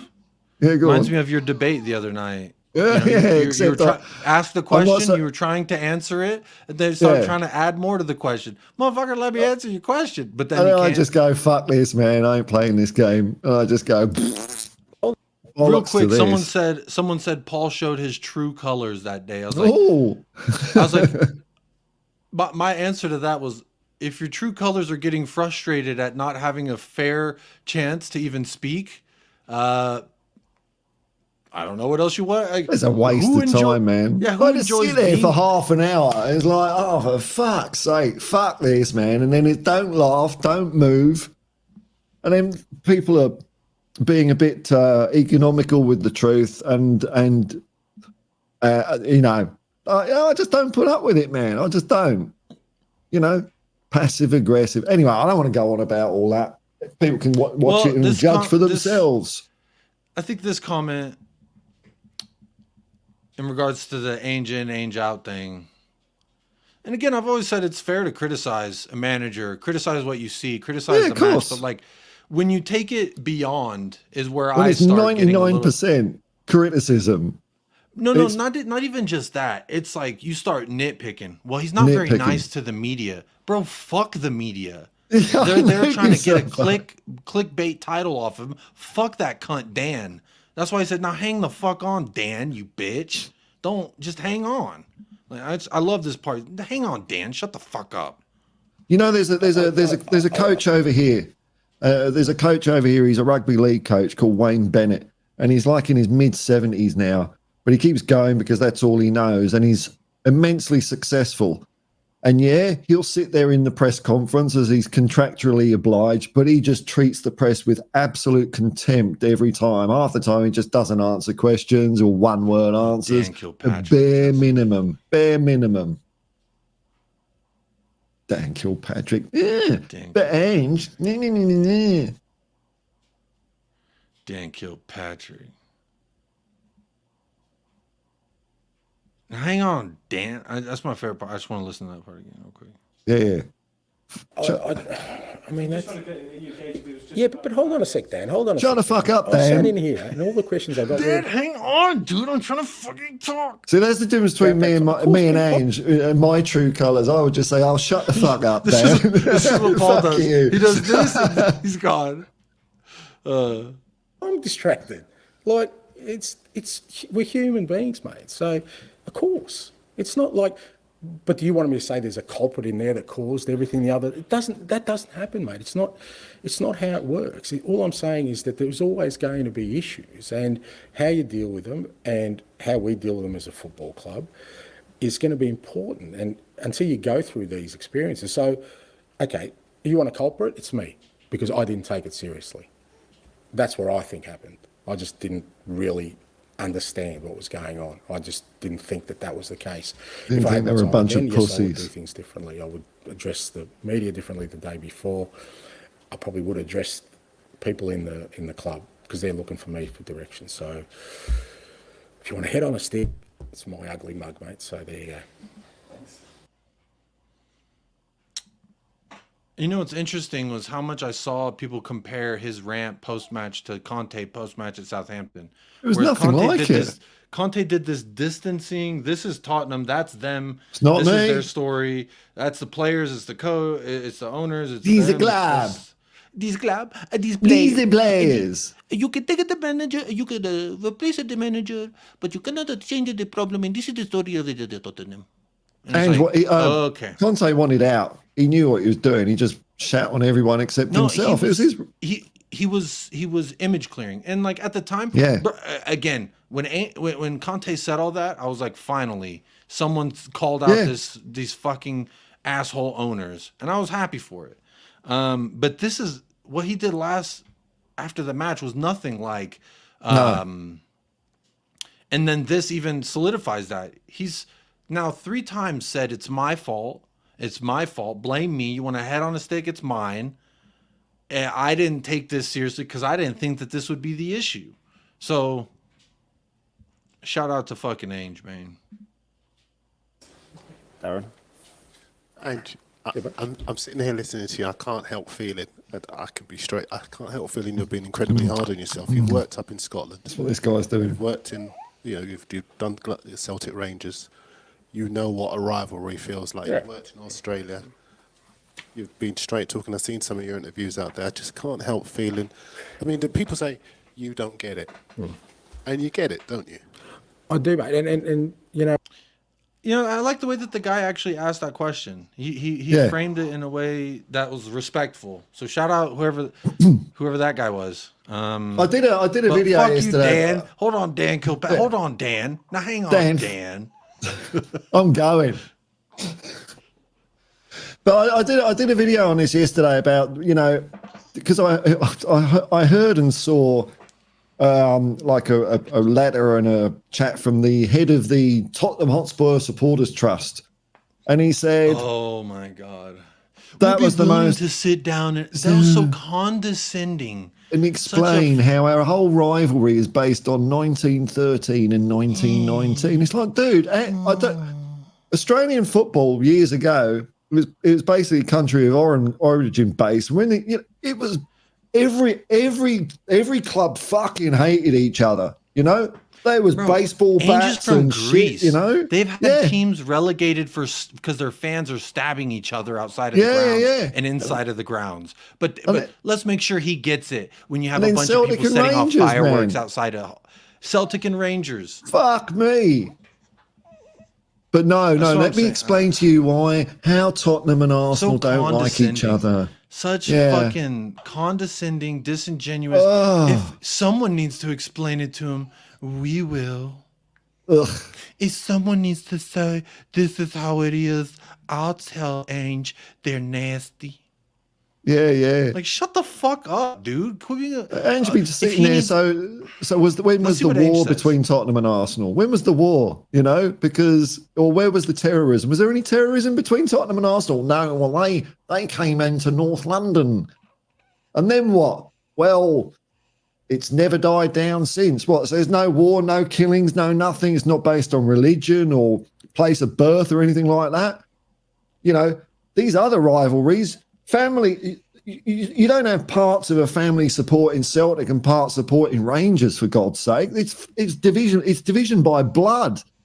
Not our rivalry, which is a sporting rivalry. You take the shirts off everyone, you get them into a pub, and you say, "Don't talk football." No one fucking knows an Arsenal or a Spurs supporter. We're all the fucking same. But you put the shirts on, it's like But but I need to explain there's been a few people that I'm like, I kind of don't like this guy, and it's like, oh yeah, they're an Arsenal fan. It makes sense. It can happen.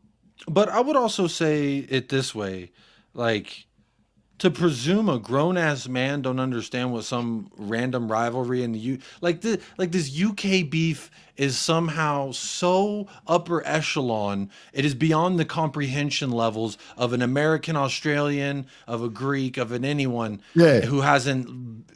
It seems almost like that's why I appreciated this reporter asking the way they did, which was very non-condescending, but still asking this condescending type. Yeah. That's why that's why I thought he was kissing his ass to chuck in a little bit of I don't know. But I appreciate that. At least he wasn't like, so Ange, you don't get it, huh? You don't get it, right? In it, you don't get it. And he's like, this guy was like, you know, people say that you don't, but you get it, right? Like, clearly you want to. It's like my wife when she's like, you know how to do the dishes, right? You've cleaned a pan and a plate before, right? And it's like, yes. So why did you fuck it up? So why is there dirty plates with the clean plates? Where's the fucking streaks on this bacon? So fucking. Yeah. Let's see how Ange answers this question. I'm gonna rewind it 5 seconds. You don't get it, and you get it, don't you? I do, mate. And you know what? I had, you know, when I started at Celtic, it was the same sort of discussion around. Everything was framed around, because don't forget, you know, when I took over, Rangers had won it the year before, and Celtic hadn't won anything, which is quite extraordinary for that football club. Like, they'd gone from trebles to not one trophy. And when I first got there, there was a lot of talk, not some internal as well, but a lot of it was about what Rangers were doing. And I was pretty consistent, and it would be on public record as saying, we've got to worry about ourselves. Don't worry about anyone else. You be the best you can be. And I actually, you know, I've said a number of times, you run your own race, and when you get to the finish line, have a look around and see where you finished. Don't worry about what the person next to you is doing. And I think he said his exact words were, "Don't look over the garden fence," when he started at Celtic. Because I was watching all that. That one seems to stick in my brain. You know. To me, this always reminds me of when I worked at the Dallas Cowboys. The coach brought up a photo of Usain Bolt running a race, and how everyone around him was looking to their left at him. What? I've just seen a comment here by Lucas saying, "Yeah, I know about that." So in 1919, Arsenal stopped us getting into the first division with bungs and bribes. What I'm trying to say here is that the rivalries that Ange has experienced, and I put your Farmers League mentality, I'm not talking about the standard of football, but the National Soccer League in Australia could be at times incredibly bloody brutal. You had teams like Greece, you know, teams from Greece, Croatia, Serbia, and it would get, you know, separated by blood and generations and all that sort of stuff. Celtic and Rangers separated by religion, sectarianism, everything for years and years. So I'm not dismissing 1919, but for fuck's sake, it's not war, it's not religion, oppression, anything like that. Anything like that.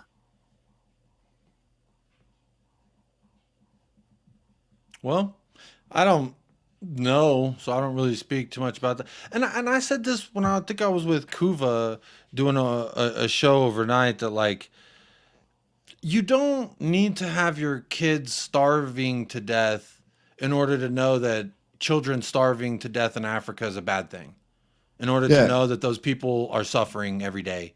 In order to know, like, granted, I might not know the degree of suffering personally, like internally, but I can still comprehend the fact that this is not good.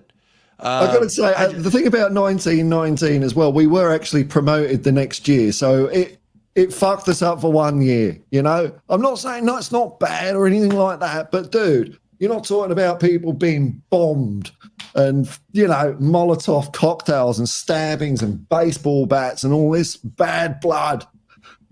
It was 1 year of being fucked up the arse, mate. Jason says, so according to Paul and Jacob, whatever Ange says is word from God himself. This is getting hero worship, is getting hysterical. No. That's I have I don't even know where to, there's so many ways I feel like I could, should I just ignore it? Just ignore it. Yes, I should just. There is no God but God in my book. So, you know, for a start, you fall over the line on that one. I just think that's a little disrespectful to religions to be like, you're saying this guy's the word of God. Like, that's kind of disrespectful to religions. And I'm not even the most fucking holier guy than, but What I would say, Jason, is I have my feelings and I speak on them. And then when Ange says things that I agree with, I speak on those as well. When he says things that I disagree with, I speak on those. Jason, you're not here every show, so I wouldn't expect you to know. But I would say before you tell me how I feel or what my perception of Ange's words are, why don't you go back to watch all my episodes? There's plenty whenever I was upset with Ange for the way that he disregarded our set pieces. The most recent thing I could think of that I was pissed off with Ange for saying was after we lost on 2 set pieces to Chelsea, and he said set pieces aren't really a concern of his. I did a whole episode about how that didn't sit well with me. But apparently, according to Jason, because he's been here for the last hour and 27 minutes, maybe, he's saying that he knows exactly how I feel about Ange and what he says. Yeah, we treat him like a gid. A gid, that's right. A gid. He said gid. He said gid, to be fair. You are right about that. He did say gid. Yeah, I just be real. I've seen people get glassed in the face in London pubs during a Spurs versus Arsenal game. Massive violence rivalry.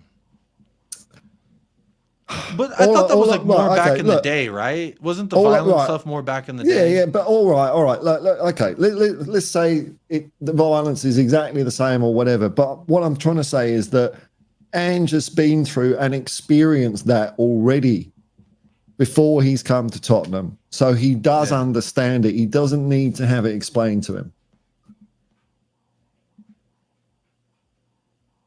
Yeah, and David backs up your point there that happens everywhere. Yeah. And I heard fans of other clubs would behave in the same way too. And it's like, well, fuck them as well. They're pussies, you know? Don't make it a right thing to do. Yeah. We'll see what else Ange said. See what Gid has to say. And what the person next to you is doing. And when you get to the finish line, have a look around and see where you finished. Don't worry about what the person next to you is doing. And I've always been consistent with that. And I was up there. I thought it was really important up there because I felt like there was too much of an obsession with what was happening at Rangers at the time. So he's speaking about Celtic fans having too much of an obsession with Rangers and what Rangers do. And that even there he was like, don't worry about them, let's worry about us. And there was also a comment he said, I don't know if it's in the rest of this or what, but he said, if you want to stop a team from winning a trophy, you go fucking win it. That's what you do. That's the way. You go fucking win it. You don't lose to some other team in the hopes that it prevents this team from winning. You go fucking win the trophy. And then guess what? They didn't win the trophy. It solves everyone's problems. Because they were ahead, that we were never going to catch them if that's what we were always obsessed about. Because you can't control that. You can't control what another club does. You want to stop another club winning a trophy? Win it yourself. Oh, I just said that. That's the answer. It's not about... And that doesn't mean you don't want them to lose. I get that. Absolutely. Like, I felt that living up in, as much as people were happy we were winning, they were just as happy the other mob were losing. And it was vice versa. So I get that. But the notion of not wanting to win for any reason, I can't understand it. It doesn't. So I don't think it's. Look, I don't think it's a healthy. Not healthy is the wrong word. I don't think it's the right mentality to have if you want to be successful. If you want to be successful, you just worry about yourself. The best just worry about themselves. Be the best I can be. If that's short, then I'll get up next time and go that extra bit. Hate my rivals, want them to lose, but all I'm concerned about is myself. But I didn't hear anyone say that last week. All I heard was that it's okay to feel that way, and that it's understandable. So part of me thinks I am kind of on the outer on this subject, and I did get it wrong. But I won't change. Like I said, I'm fully respectful of that view, but I'm firmly on the other side of, I just think you worry about yourself. Have you felt it necessary to maybe sit down with some people and say, look, this never happens again. It's done. It's gone. Never again. Are you going to change this thing? Yeah. Differently? No, I can't do that. But what I'm hoping I can do is you know, like I did at Celtic, is, you know, provide a platform where the fans get what they want. And if I can give the fans what they really want, because as much as they may say, well, you know, they're ecstatic if their greatest rival doesn't win something, what they really want is success. That's what it boils down to. So if I can give them success, then maybe I can sort of drive that message a little bit better. You look at Sunday's game. Easy, isn't it? Seems pretty fucking simple. Yeah, The word, seems the pretty word. simple. You know, you've got to listen to the word of Gid. Listen to the word of Gid. If Son had stayed at Leverkusen and was loyal like he is at Spurs, he would have won the Bundesliga today.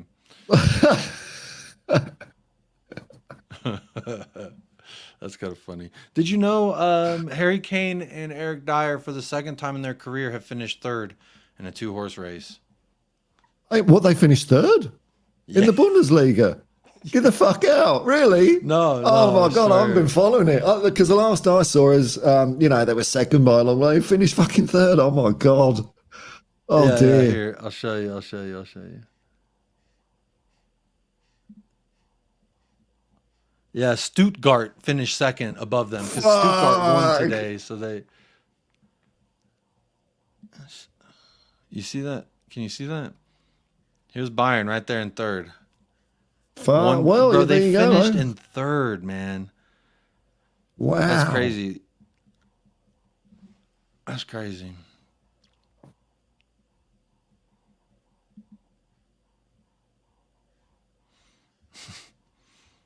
Anyway, I don't know what that. I guess going back to the whole misery loves company thing. We're Tottenham are finishing pretty miserable, and hey, Harry Kane thought he was off to greener pastures. Found out they just have as much dog shit in their backyard as we do. And Sunday as a day as what might have been. I mean, because Villa got to go to a very difficult place. 5 wins from their last 6 for Palace. You go to Sheffield United, already relegated. Obviously, you respect the game, but they've conceded over 100 goals this season. Yeah. Look, as I said, I just felt it would have been disingenuous for me to say that we were in a good place when we've lost 5 of our last 6 games. It wasn't just about the other night. We knew we had some big tests coming, and we fell well short in these last 5 out of 6 games. And I don't think we earned the right to finish above where we are right now. So it wasn't just about the other night. So now I could spin it a different way for sure and say, look, you know, we finished 8th last year. We didn't have Europe this year. We'll be in Europe next year. We brought some pretty good footballers to the club, some young, exciting talent. We're definitely playing different football, closer, I think, to what the expectations were when they appointed me. But that's not a good starting point for us, I don't think, to improve. The good starting point is to say, yeah, we've made some progress, but we've still got some way to go, and we need to address these things. And it wasn't just the other night. Like I said, this last period has shown me that if we want to compete against the best, the margins are small, but they're probably the hardest to kind of close. Just the last one from.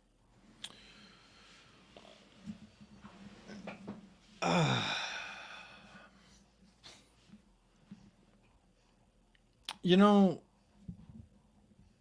when Gid speaks, we all listen.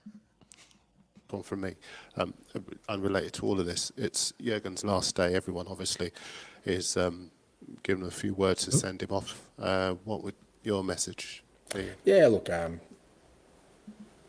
you always look for people who make an impact, you know, and it's not always just about the trophies, and he's got some pretty significant trophies. I think for all of us, what we look for is that when it's all done and dusted, like I said, we've made an impact, that people remember us. Now, he will always be remembered as one of the most famous football clubs in the world.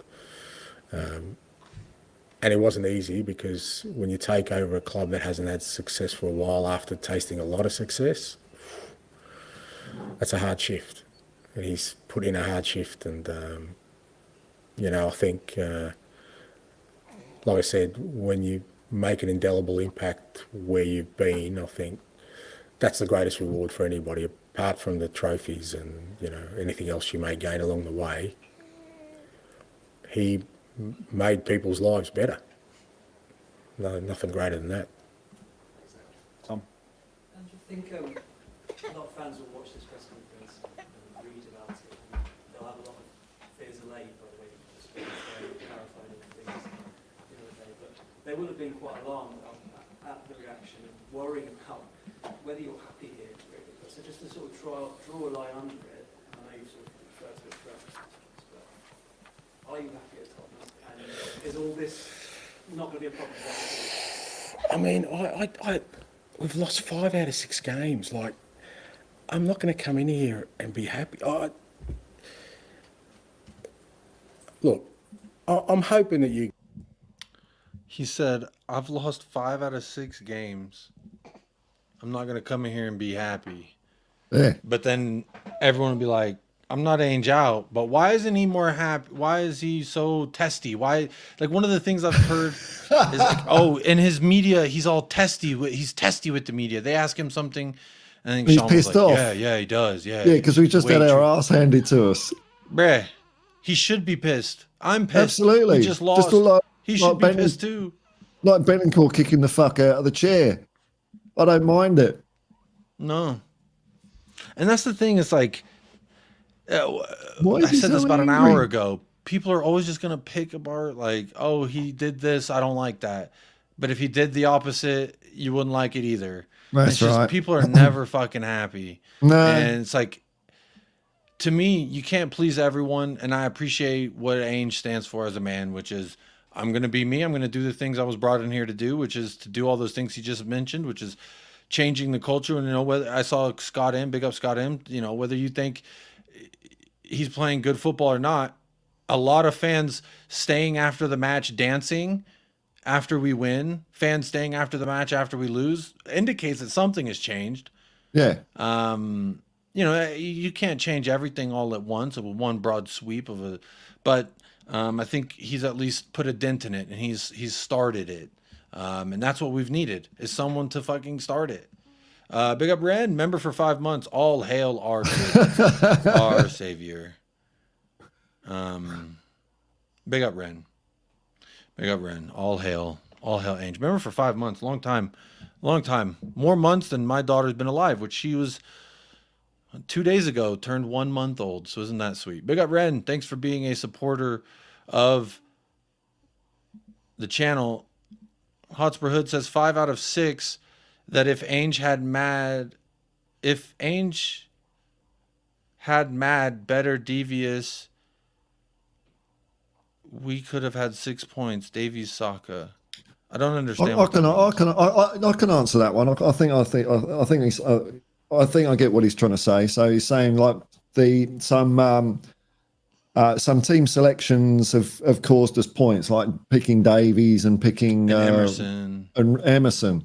And yeah, you're right. I agree. Look, maybe that is 6 points right there, but they're the fullbacks of the Emerson's no-look defense. I don't think Ange was like, "Hey, when Salah's making a run in behind, just don't even look. Just give him a glance. That'll teach him.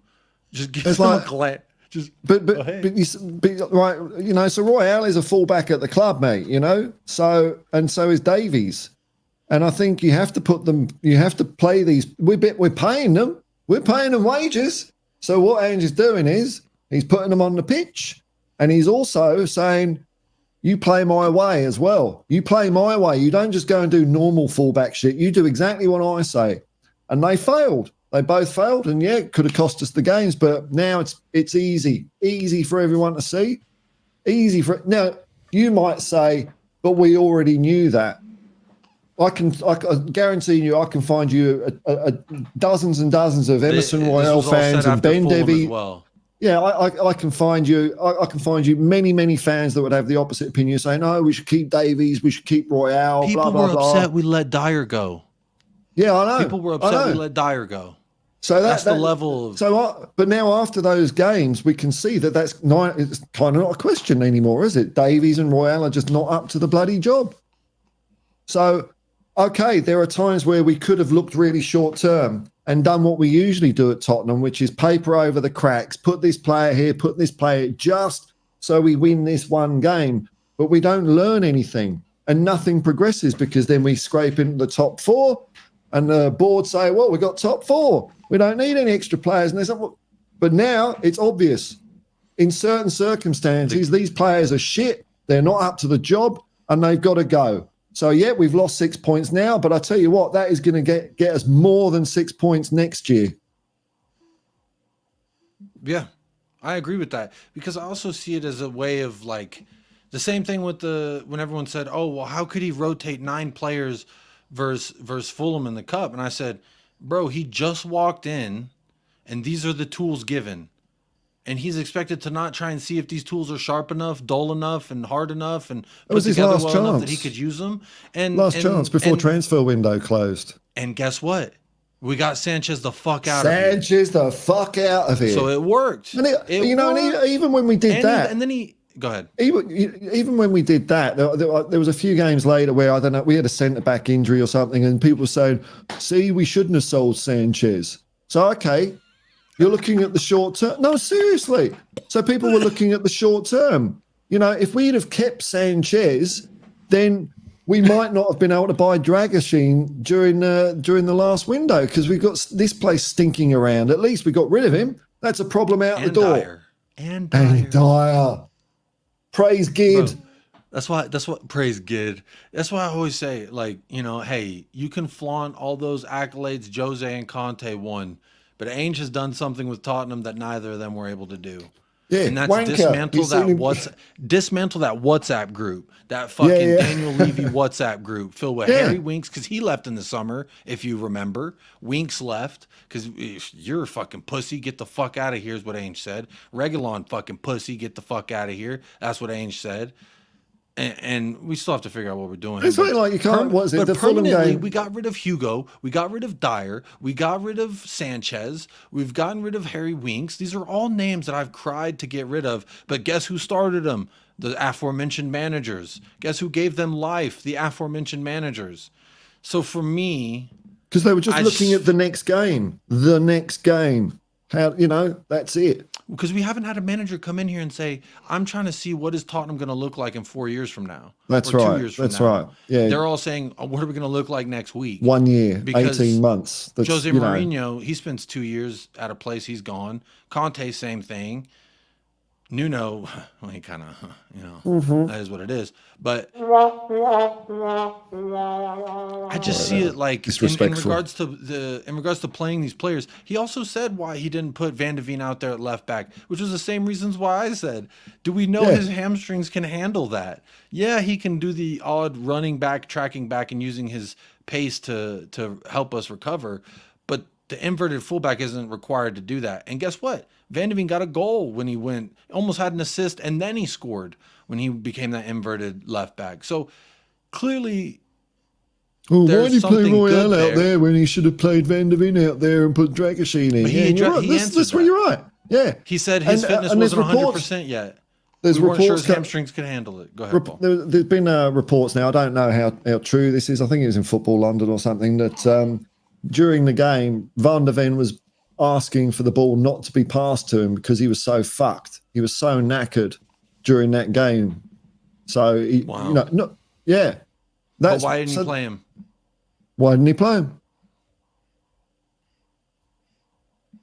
Yeah, and that's why I alleged, Luca, before it was even confirmed, that's what I alleged when people were like, oh, absolutely. now that Udogi's out for the season, we got to do that. And I was like, yeah, I think Van de Ven could play that position if this is FIFA because of his attributes, but the man literally has had hamstring problems with less running, and you want to give him more running to do, more passing to do. I just didn't think that his hamstrings would be up for it. I mean, the way people were framing it, though, is like, does anyone seriously think that Ange actually thought that Emerson Royale is a better footballer than Mickey Van de Ven? You know? It's like, you know what I mean? It's like, why didn't he play him? Ange must. It's like the implication is Ange is so dumb he can't see that, you know, which is the best player. So there's obviously some other reason, man. Yeah, Lucas, there you go. Yeah, so many more sprints, man. That's the part for me. Adrian Chia says, careful, Jay, being associated with Paul is dangerous. Do you have a sound effect for that, Paul? I was just looking. Wah, wah. I'm trying to think. I was looking through my clips to see if I had anything that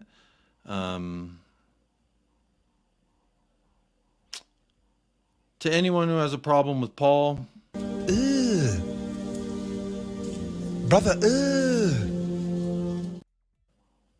there you go. But big up Adrian Chia. Appreciate you being a sponsor of the show as usual, my friend. Hope you're doing well. Paul says, question, do players improve once exit? Walker, Markandé, Kyle Walker-Peters. Well, Markandé, I mean, he's had moments of being okay, but he hasn't really fucking turned over leaves there at Blackburn. Kyle Walker-Peters, I didn't even want Kyle Walker-Peters to leave, to be quite honest, but again, he's at Southampton. They got relegated, and then he played in the championship, and no one was eager to buy him. I think that's a little bit of an indicator. I don't know that they improve once they exit. I just think that maybe it looks that way from our end. Dragusin as left back wouldn't have been worse than Royale. You're not listening. You're not listening. Of course, it's obvious that Van der Ven is better than Royale. So why did he play Royale? And we've just talked about the reasons, you know. We just talked about the reasons. Fitness, energy, you know, all that sort of stuff. Dear, oh dear. Well, you know, it's interesting. I don't think Ange is dumb either, lose chill music. I don't think he's dumb. I don't think if you're lacking intelligence that you get to the level that you're at. And but that's just me. What was this last thing Ange was talking about? Is all this 6 games, like, I'm not going to come in here and be happy. Oh yeah, you know what that reminds me of? This is why I wanted to bring this part up, Paul, because what this reminds me of is something that you went through the other day. Oh, they want you to just sit there and be seen and heard when they want to hear you, and it's like if you do, this is what they're. When I say I'm relating it to people and how they want Ange to act as a human being, how they want him to talk and what they want him to say after and before matches. It's, oh, he should have said this. Oh, he should have said this, and he should have done this or said this instead of that. And to me, this nitpicking, like, it's like if my wife constantly said, you need to do this and change this about yourself and do this. Why did you marry me? Why are why are we together if every aspect of me as a person I need to change? You know what I mean? Like, to me, you got to let the manager come in. Like, I didn't enjoy having to fucking hire a translator to know what Conte was saying in his press conferences, but it didn't bother me because let the man be who he wants to be. Same thing with Ange. Let him be who he wants to be. Jose, same thing. Let them say what they want to say and act how they want to act. It's like when Pochettino spoke out against the club. A lot of people were upset. How dare he? Most people who were smart enough all said he's right. We've failed him, and look at the regression we're taking. So to me, I just think it's again the fucking theme of today's show is damned if you do, damned if you don't. I don't like this flavor. Let me try the next flavor. Say if he'd have played Mickey instead of Royale, and Mickey doing that for two full games, pulls up injured, and you know, whatever, then everyone would be saying, oh, well, we shouldn't have been playing Van der Ven instead of Emerson Royale. We all know he's had injury issues this year, you know?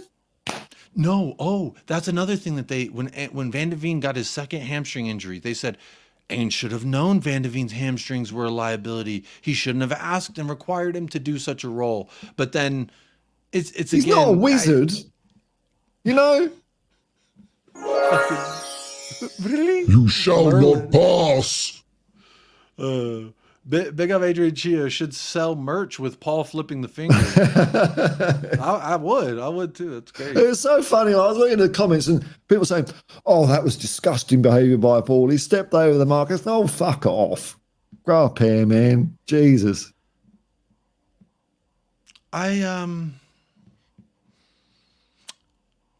It's like you get dressed and you're going out for the night, right? We're going to the fucking country bar and we're going to two-step.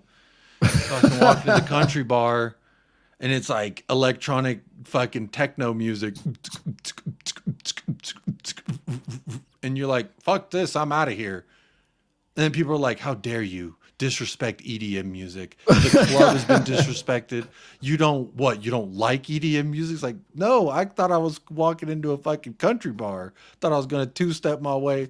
It's just one of them things, man. Damned if you do, damned if you don't. And again, I've always said, like, I welcome everyone's opinions. So whether you're as adamant as Paul is about his opinions, or look at the fucker. Why doesn't he fucking shave properly? Look at Ange there. You think he would look smarter? 5 o'clock shave. Yeah. Disgusting. Yeah. Disrespecting the badge. That is. And that's the part that like really buggers my mind. It's just like, you know, even referring to the quote unquote debate that you were in. One of the things was the way that he spoke in the media, and he's so quick to like snip back at reporters and stuff. So fucking what? I know. If your job, like, in what job have you, every aspect of your job just been a chipper fucking smiley didgeridoo?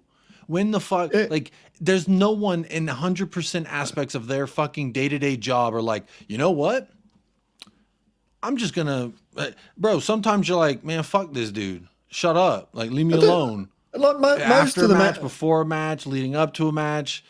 Like, most of the managers are like that. Most of the managers are like that in some degree or on some occasion, because by the time they're sitting down to do a post-match conference, they've just been saying the same fucking shit for like 5 or 6 times, you know, to the club, to, you know, the BBC, to Optus, Sky Sports, whatever, TNT, whatever the fuck. And then they finally sit down there and it's the same fucking shit again. And I'm done, you know, and all managers do that.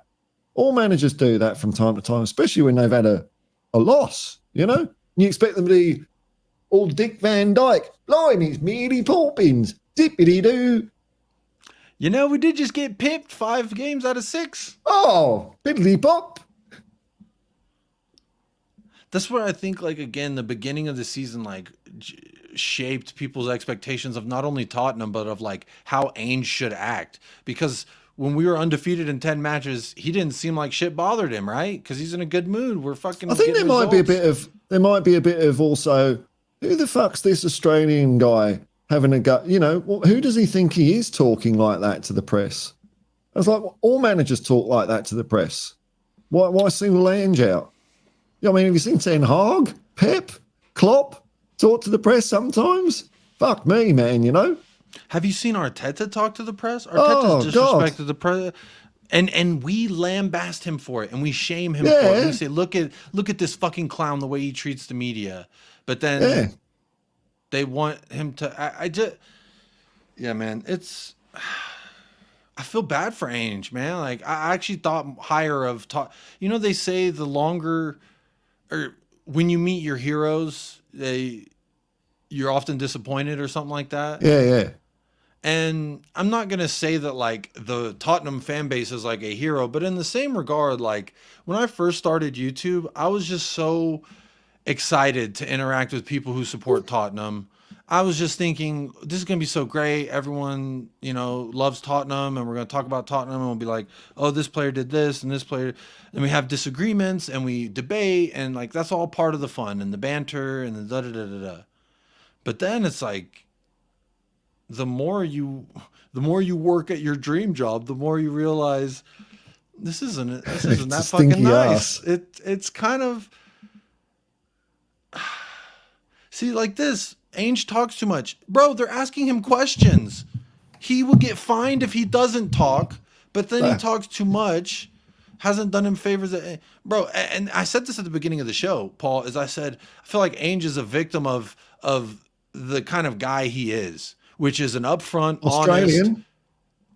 Honest. But I can't even go that far to say that, because I can't say Usyk won. When I heard that Tyson Fury was boxing, I was like, oh, I'm surprised they haven't canceled it yet. Because normally that's what I see. When Tyson Fury's about to fight, they cancel it the week of. So that's kind of interesting. But anyway, away from boxing, statements he's made hasn't helped. How? But how?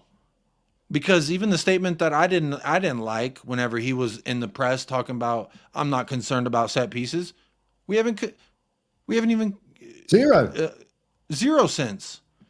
So I think that clearly something he's saying is doing right. And honestly, everything that he said in the media so far has validated the things that I feel or think throughout. So like this whole, he talks too much or he doesn't say the right thing. I just think it's, again, nitpicky. It's what is the you want right the goulash, amount? but I don't want the beans. I want goulash, but without the noodles. Bro, you want the goulash or not? Maybe we need to identify then exactly what is the right amount to speak. So what is the right amount to speak in a press conference, just so I know that if he talks more than that, he's talking too much, and if he's talking less than that, he's not talking enough.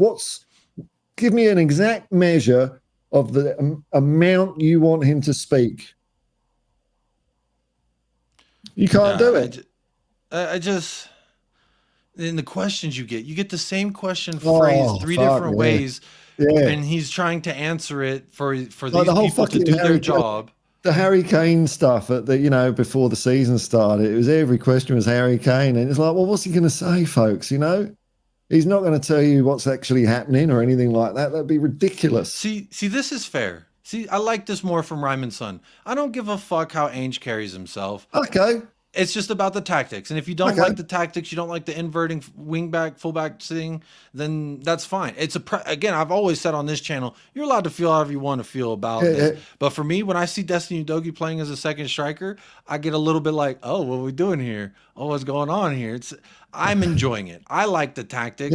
I like the way he carries himself. If anything, this is something in my life, like it's always, oh, you need to conduct yourself a certain way or else you're going to be perceived a certain way. And this has been to my detriment that I've done this. Yeah, she's still here chilling with me. I haven't seen an answer to my question yet. What is the precise exact amount of time you want him to speak? So, then it's a moving thing then you can have it whatever way you like. Then you can say, oh, he talks too much or not enough, It's ridiculous, it's nitpicking. 3 words per answer. Piss off, man. Bobby says 114 words. Okay. Paul, Max. That's the gold standard. Here we go. 114 words. Max Paul, number you're of not points. even allowed. Paul, you're not even allowed that on a debate. So how about that? Right, cool, Statements like set pieces, and I pick every player we buy, and we get Werners and Johnsons. It's what he has said at times. I can quote a few, but not enough time or space to type on iPad. So I agree. The statement about the set pieces I didn't agree with, but some people even said that I was wrong because I perceived how he answered it incorrectly. And then they brought a bunch of Celtic stuff, and so I said, okay. But I still see it as like Vicario's getting bullied every set piece corner or set piece alike. It's either someone in the coaching staff or the players that are not doing what they're supposed to do, because that should not be happening. But the him saying I pick every player, he said that in regards to Johnson. And with Timo Werner, he didn't say he picked Timo Werner. He didn't say he picked Johnson. He approves it. He the final approved say. it. And there was a quote I remember in January with Timo Werner specifically. Now, Brennan Johnson, he may be hitching himself to that horse, and that's fine. That could be to his detriment, in my opinion. Because I don't know. I don't think Brennan Johnson's good. I don't know that he will be good. But hey, there's been plenty of times I smell something cooking in the kitchen, and it turns out to be a really good dish, but at first there's a couple smells I didn't like garbanzo beans. If you put garbanzo beans in a pressure cooker and then you release the steam, it literally smells like a fart. You do that with beans, it smells like some ass cheeks. But that doesn't mean that the food's not going to be good. It's just some aspects of it didn't smell great during it. So that could be my interpretation of Johnson. But with Timo Werner specifically, in January, he said, when Johan Lange and his people presented me with Werner as one of the options to come in while Son is away and while we have these injuries with Solomon and Perisic. See, I mean, I mean, I approved it because I said, here's a guy who wants to fight to get back to fitness for the Germany side with Euros. And he talked to the player and he liked his personality. Those were the things. So as far as the scouting and all that shit, that was somebody else. It was presented to Ange and he said, here's a guy, low risk. Sure. Bring him in and I'll run him around. Let's see what he can do. And was he great? No, but he was able to do the very minimal thing, which is what Ange was asking of. Get to the far post and just tap it the fuck in. So now, and he actually didn't do that in his last. So game. now Hotspur Hood is saying it has gone from he's saying too much to no, it's what he says. I mean, I get it. You don't like him. I get it. You don't like him, but you know, there we go. I get it. You know, people are Ange out. That could be Ange out. That's all right. You know, everyone, you know, some fan, you know, everyone's got their like rubber band with a manager, haven't they? There comes a point where they don't want them. That's the same with all of us. So some people have got there sooner rather than later, I think. No, that's the only thing. Yeah, I mean, I would agree with that. And I think everyone is allowed to have their opinions. So by no means am I trying to like have a go at anyone specifically. I'm just talking about varying opinions here. Big up Maverick. I saw this was your first time here in the show. Big up. Hit a like and subscribe if you want. You don't have to. I'm not like other YouTube channels. I'm kind of just like, if you want to, you'll subscribe. If you don't, you'll not be subscribed. You could partake in the chat. You don't. Hey, the world is your oyster, my friend. Do as you please. Panda Ball with the super chat. Big up Panda Ball. My New York brethren says, our farts don't stink like Arsenal. I like that one. Tyson Fury just got his ass handed to him. Surprised he didn't cancel the fight. I'm just surprised he didn't cancel the fight. Usyk in. Do people want Ange to do all the scouting? This is my thing about Ange and the scouting. He's literally working. He's managing, he's training, and then he's talking. And like every day is consumed with Tottenham's first team and our next match. When is he supposed to scout these players from the fucking Norwegian league? When is he supposed to scout these Italian Serie A players? Like, I'm sorry, Ange not have to think about playing Juve unless we make it into Champions League. He doesn't have to think about what's going on at Barcelona. You know what I'm saying? She's making me really warm, but she's sleeping like a fucking baby. Yeah, man, I don't even know where I was going with that. No, I want Ange to work, but there's negatives as well, and he needs to adapt quickly. Bro, every time he adapted, he lost. He's not adapting anything, man. But when he has adapted, the minor tweaks he makes, we lose. Dude, like, we were playing a certain way, and then we switched and changed it for Wolves. When our first loss to Wolves. By the way, I was you know, then we switched and played a different way versus Wolves the next time we saw them, and we still lost. I was saying the changing. same. It's like, go ahead, Paul. I was saying the same when Conte was manager as well. You know, it's like, well, if you've got the manager, you do what he says. And there were loads of calls for him, mate. You know, he needs to adapt his style. He needs to be more progressive.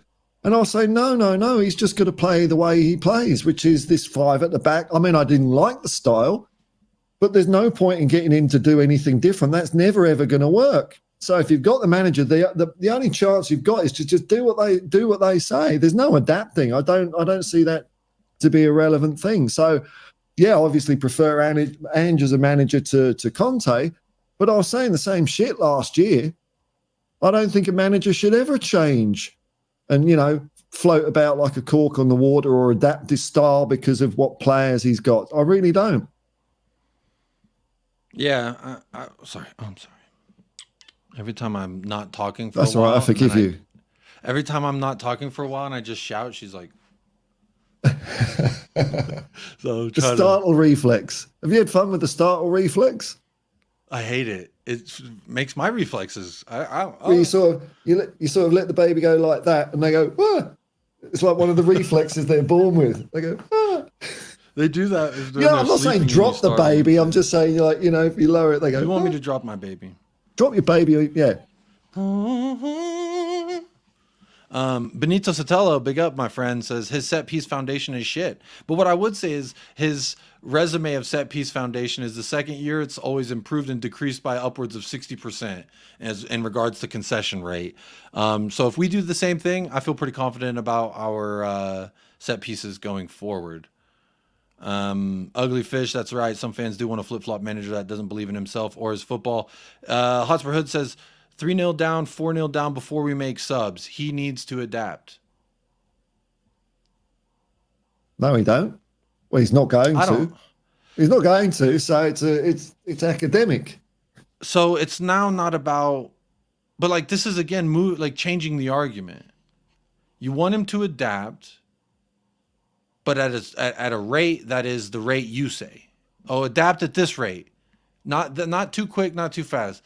And if we made subs at halftime, it'd be how could he sub that? I remember there was one game where I think it was Basuma was like ass in the midfield, and then everyone else was like okay, and he subbed everyone else except for Basuma. When I was like, please sub Basuma out, he subbed everyone else out at halftime and kept Basuma out there. And then we went on and won that game. And to me, I'm like, so he adapts. We win the game. No one says, oh, no one gives him credit for the adaptation. And again, you can micro adapt, you can micromanage and change and tweak, and that is still an adaptation. Like if I fart and I always lean to the left and fart, and you say, Jacob, my wife said, Jacob, adapt, please. I'm sitting on this side. Guess what? I'm going to lean and fart the other way. I'm still leaning and farting. So the ethos of the philosophy is still there, and it's still going to be a fart. So just say you don't like the fart or not. Just does my analogy make sense, Paul? Yeah, like, no, I mean, like the fart is the philosophy, and if you want him to lean off the left cheek or the right cheek is irrespective because he's done both. Oh, that wasn't a fart. Yeah, like Ange said, he plays all sorts of formations. He has done in the past. He usually plays a 4-3-3 now, but it's the philosophy, the method that the players, whoever's on the pitch, that they play by is front foot, high pressing, get up the pitch, get up the other end. It doesn't matter if it's 4-4-2 or whatever. That's what you end up doing. You go up that way. So he does change the formation occasionally, but as far as the philosophy of the football, that's the thing that never ever changes. That he's not going to adapt. Of course he's not. Why would you change? When you've won everywhere you've been, why would you change? Oh, because the Premier League's special football. It's not like football in the rest of the world. This is the best in the world, even though the league's fucking broken and the same team wins every goddamn year, you know? How competitive. And they would, it's the same people who do that whole propping of like this. And I love propping up the Premier League as the best league in the world. That's why I chose, as an American, I made the choice to make the team I lose my mind about week in and week out in the Premier League, because I viewed it at the time as the best, most competitive league in the world. And it was. And it's fine to prop it up like that. But to just say, oh, because he's never managed in the Premier League. So what? Everyone has to win the Premier League before they can manage in the Premier League? I don't understand. I don't know if you understand English football, Jacob, but since the Premier League was founded in 1992, we've had the same 20 managers. That's how it works. Same 20 managers in the Premier League since then. You can't get in, you can't come out. Unless you die, then, you know, it's ridiculous. To say, you know, it's like the old, you know, young people trying to get a job. You can't get a job until you've got job experience. Well, how do you get job experience? You've got to get a job, but I can't get a job, you know? Yeah. Yes, Destiny, using farts as a football reference. I'll tell you this. You ain't going to get that at Sky Sports or those channels where it's like no laughing, no smiling, no fun, only serious football discussions with no human emotion. This is literally what the Terminator would have wanted. You're making the machines happy when we don't use farts as football references and when I don't call certain players a labia. All right? Yeah, a recent stream, Jacob kept talking about assholes. Today it's farts. That's what I'm saying, bro. This channel ain't like other channels. So hit a like, hit a subscribe. We talk about football. We talk about passion. Man. And the analogies, you never quite know what analogy I may pull out of my ass. But it's always fun. It's always fun. And again, I'm pretty much like, I don't mind anyone having an opposite opinion. So I appreciate the Hotspur Hood being here, giving his for sure. He's not being a dick, you know. Yeah, he's not. That's what I'm saying. It's like, give your opinion and let's talk about that. Let's not. Yeah. Paul's an asshole because he's a fucking Ange lover. Well, what basis is that? Bro's been supporting Tottenham since before I was born, but because we have an Australian manager and you're Australian, the real easy connection is, oh, you only look. I saw plenty of fucking idiots all over the chat being like, as soon as Ange is gone, Paul is gone. And it's like, you couldn't know Paul any less than you do now by saying shit like that. No, I've watched Hotspur Hood, and I mean, I don't agree with him on much, but you know, he seems like a cool guy. You know, I hope I haven't come across as being like an arsehole to you or anything like that. Really, that wasn't my intention at all. I mean, there's other people, maybe I would, but not you. Yeah. And this reminds me, this comment here from Michael says, finishing 5th this season would be a significant achievement considering we are 8th in the league in wage spending. Regardless of the wage spending, I remember going into this season on Sean Spur's talk show, I said, I predicted that we would get 6th. I predicted Chelsea to finish above us, or I predicted the entire Big Six to finish 6th behind everyone else because I felt like Chelsea spent more money. Chelsea had all these players, and Chelsea acted like a whore in the market, and that's what I wanted us to do. Just spend $1 billion and plug every hole. That's what I wanted. I wanted the nipples out. I wanted the tassels flailing around. I wanted it. Let my titties free. They're sweaty right now. But that's my point. Is like, just because I wanted something doesn't mean that it's absolutely worked out. Now, I mean, Pochettino's gotten them to a point where they could finish above us if we do lose versus Sheffield and a bunch of other things happen.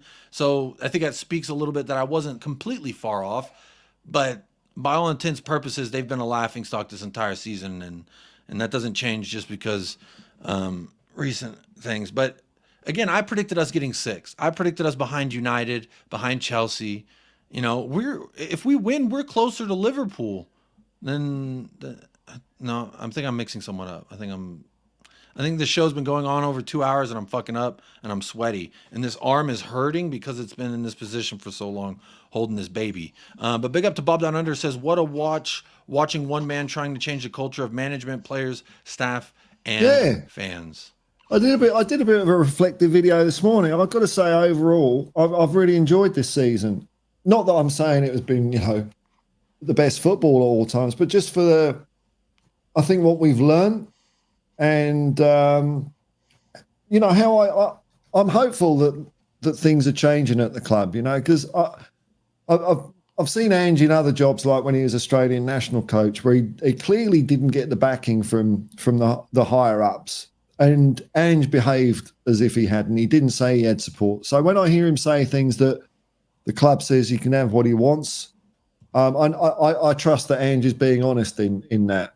Now, I mean, of course, it might turn out to be all bullshit from the club side. Who knows? But for me, it's like so far so good, and we've got rid of some crap players that we've wanted to get rid of for so long, and I think we're on the way up. You know, I really do. So I've really enjoyed it. It's been I mean, compared to last season, fuck me, that was that was brutal. That was a brutal season. So maybe I'm coming off a low base where, like, last season was one of my least favourite Spurs seasons going. It was a real slog watching games towards the end of that. And this year, it's been interesting. So I'm happy. And Adam Phillip, I agree. 5th, I wouldn't even say it's an achievement at all. It's just an improvement on where we were. Yeah. It's a clear, like, in a graph sense, the arrow's doing this. To what degree it's doing the upward spike varies based on who you talk to. But even the people who do the whole, I'm not Ange out, but here's 99 reasons why I hate him, they would even agree, as a club, regardless, Ange here or not, we've done this year. Up. Now, again, the degree of up is going to vary, but I haven't seen one person say we've taken a step back from where we were. I don't know. And I think it's just crazy. Like, we're literally trying to change everything about this club. Bunch of fucking losers been here for 10 years. And there's going to be some uncomfortableness, you know. But look, we have our final match tomorrow, and this wasn't really a preview show, but this show has gone over 2 hours. My ass is numb, and I do want to get out of this chair. So without wrapping it up too quickly, I do want to talk a little bit about Sheffield. Paul, what are your expectations in regards to Sheffield United tomorrow? And I'd like to go out and thump them like every game. I've got a 100% record of wanting Spurs to win every single football game. And I want to win this one, of course. You know, there's something to play for. I mean, not that you know, every game matters. You know, we need. It's funny in the press conference when Ange was. They said to him, you know, you need a draw against Sheffield to secure 5th place. And Ange said, "Do you want me to part the bus and go for a 0-0 draw? Then I want to go out and smash them. They've already been relegated. I've got happy memories of Bramall Lane. It was 91 or 92. I saw Tottenham beat Sheffield United 2-0 there. I saw Gaza score a great goal. And I hope to just kick them when they're down. I want to win 8-0. I want a big thumping to finish the season. That would be nice, man. And just a big fucking fuck you. Yeah, that's what I want. You know? 6-0. I'm thinking of 6-0. 6-0. Yeah, what? You know, something. I forgot when I said I haven't seen anyone. I forgot to say I need a banner that says my broad statements include everyone except for Scott M, because he says we've taken a step back and we are in a worse place than we were with Conte. I disagree because even the people who hold the same, hang on, Paul, even the people who hold the same opinions as Scott in this regard would say if Conte had this squad, he would be doing blah, blah, blah. So we aren't in a worse place. You lying. Because, Scott, if you say, oh, Conte with this squad is a better squad than what Conte had, which I agree. Conte had Sanchez and Dyer and shit, not Van de Ven, Udogie, and Pedro Porro the whole time. Like, what are we doing here? So our squad is better, but we're in a worse place. I don't understand. Hassam just texted me, said, stay live. We're about to redirect to you. So we'll stay alive a little bit longer then, I guess. You hear that, girl? Yeah, so what was it? Well, Scott say something, you know, casting aspersions on, you know, he's only managed in shit leagues at shit clubs. I'd love to see Scott go and say that to a Glasgow Celtic fan's face. That'd be pretty cool. Could you imagine Scott M in Scotland being like, your league is shit. Your league You're is all shit. donkeys. Look at you. That's funny. Fucking pussy. Let's see what else the chat's saying, since we're elongating this show just a bit longer. If you hate Ange, it's over. You can't come back from hate. Well said. I do agree with that. Who hates Ange? Why are people making stuff up? Thomas Bradley, who are you? Rob Frank says, I'm more bored watching Ange ball than I was last season. You enjoyed losing 1-0 at 5 in the morning more than winning 3-2. Hey, that game against AC Milan was a different cracker. Strokes for different folks, you know. Again, not gonna shame you, but to me, there's plenty of times in the past where it's like hard to keep my eyes open because it's very predictable what's about to happen. We're just gonna sit back, absorb pressure, and wait for our opportunity to counter. That shit got boring, man. I like that we're trying to dictate shit. We're the motherfuckers. Like, bro, has anyone seen Breaking Bad? And when Walter White says, I'm the one who does the knocking, bitch. I'm the fucking danger in the night. I'm the thing that goes thump in the dark. I am the danger. Not, this person's a danger, therefore I'm going to sit back and adjust myself. No, fuck you, bro. If we do what we're supposed to do,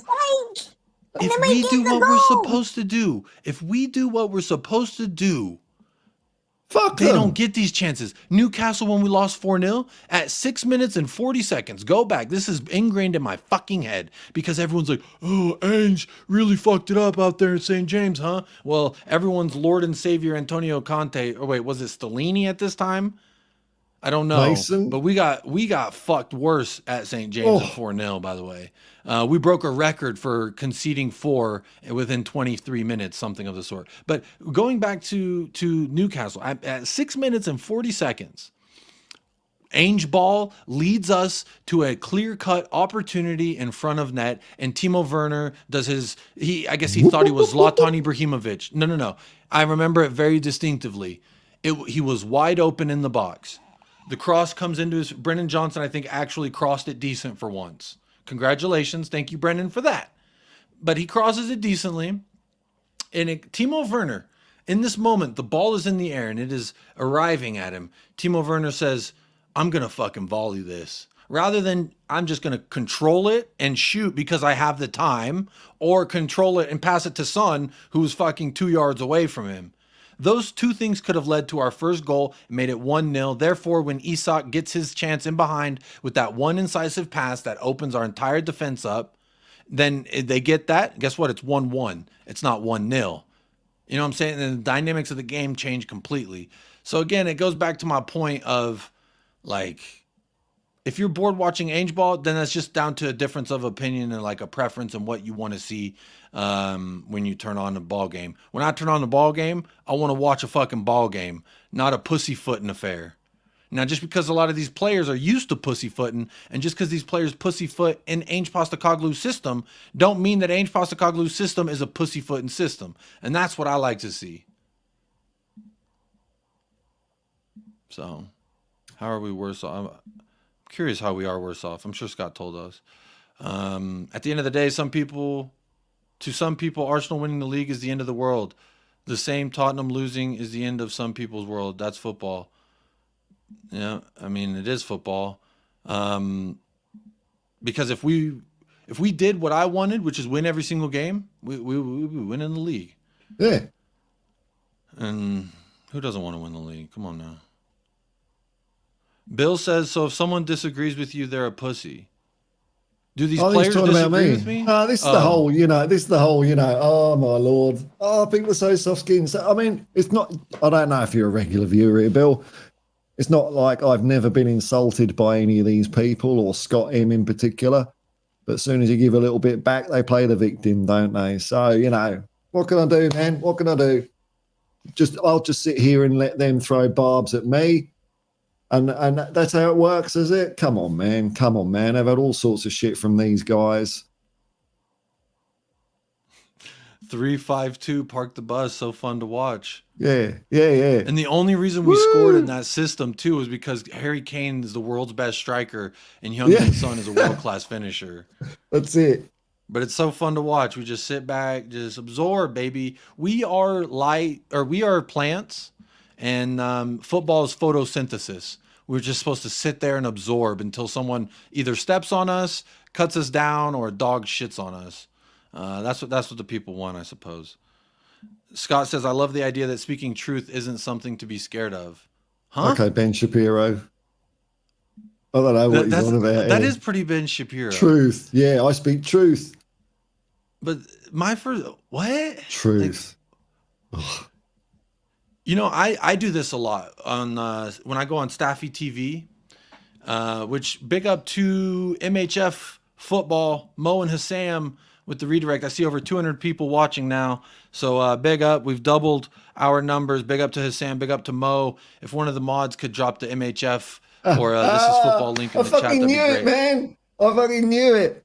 Thomas Bradley, what's wrong with Ben Shapiro? There we go. That's all I need to know. That's it. That's all I need to know, man. Dear, oh dear. I fucking knew it. Oh, my facts don't care for your feelings. I'll tell I'm speaking the truth. This is the one thing that I know the most about Ben Shapiro. He was very upset when there was some women in a certain music genre that made a song called WAP, which stands for wet ass pussy.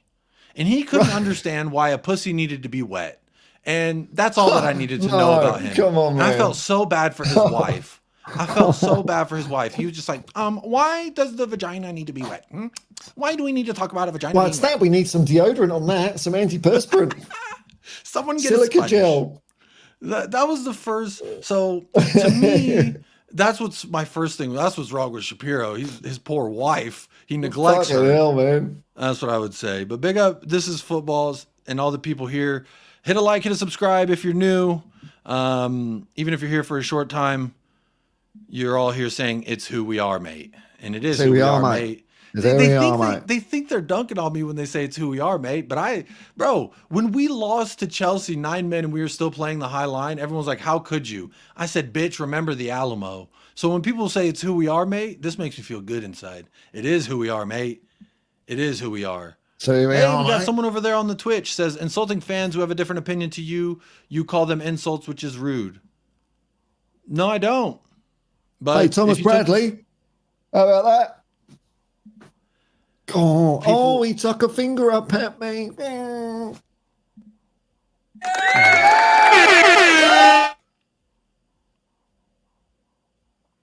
Steve Frazen, Jacob, give the Hotspur Hood link to join. First of all, Steve, I don't do what anyone says when some fucking random name tells me what to do. So that's first off. He is ready to debate. Did I say I wanted to debate? Did I put the title Heated Debate Exchange? No, I didn't.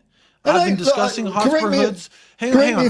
Hang on, Paul. I've been discussing Hotspur Hood's comments all throughout the show.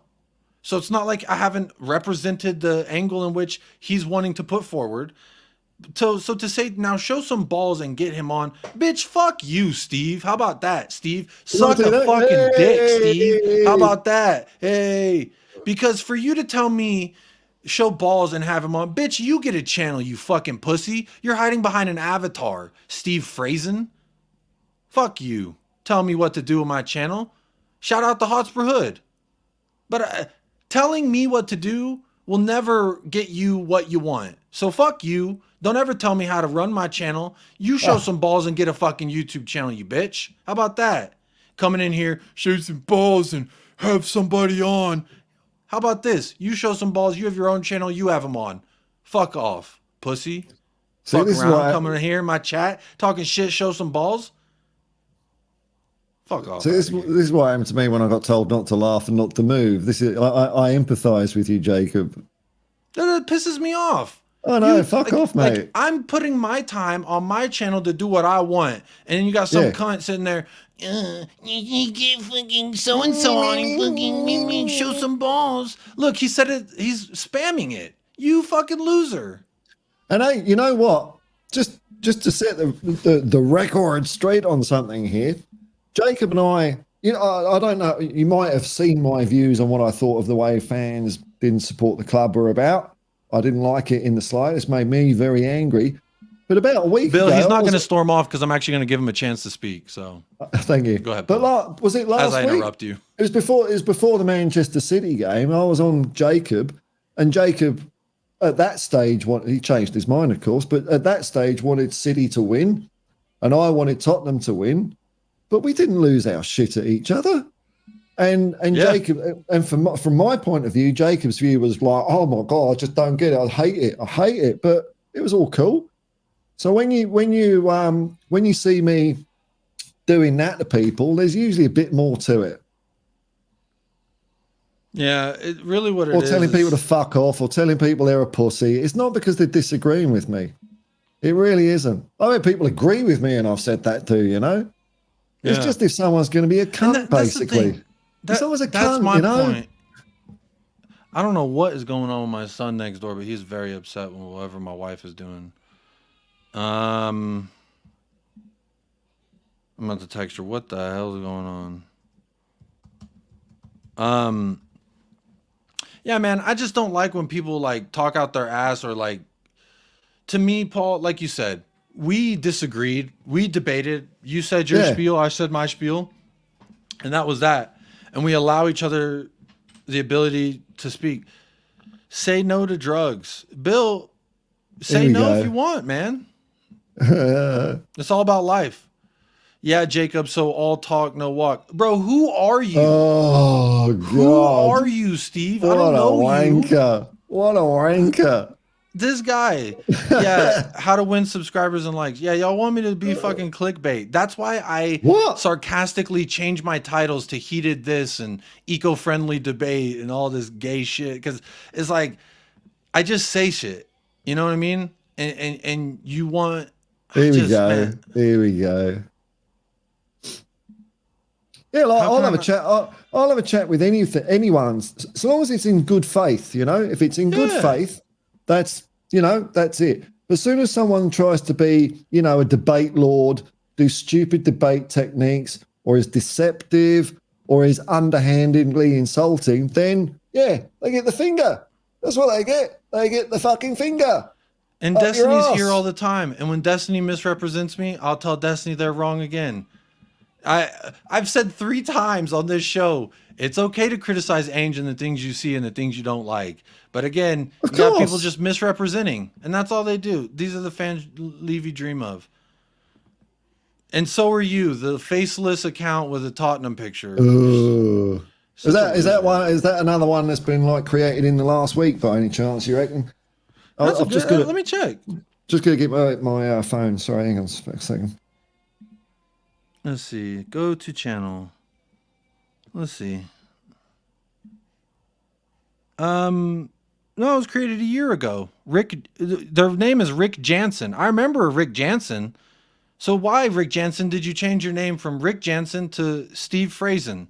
Is it because you're a fraud? I wonder. I remember a Rick Jansen in the chat before. I'm not gonna lie. But a Steve Frazen? Like, you know, like Irish Hotspur, he's another one I disagree with all the time. But I think he's a great guy.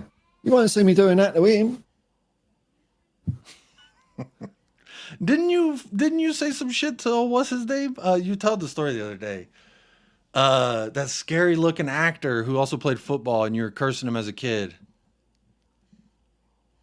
Say that again, sorry? The Vinny Jones. Fuck Vinny me. Jones. That's his name. Oh my god! I shat myself, man. Fucking hell. Oh, he looked at me like he was gonna fucking kill me. He really did. Big up Stringer Bell. I'm new here. You fellas Ange in or Ange out? Let me answer that with a video.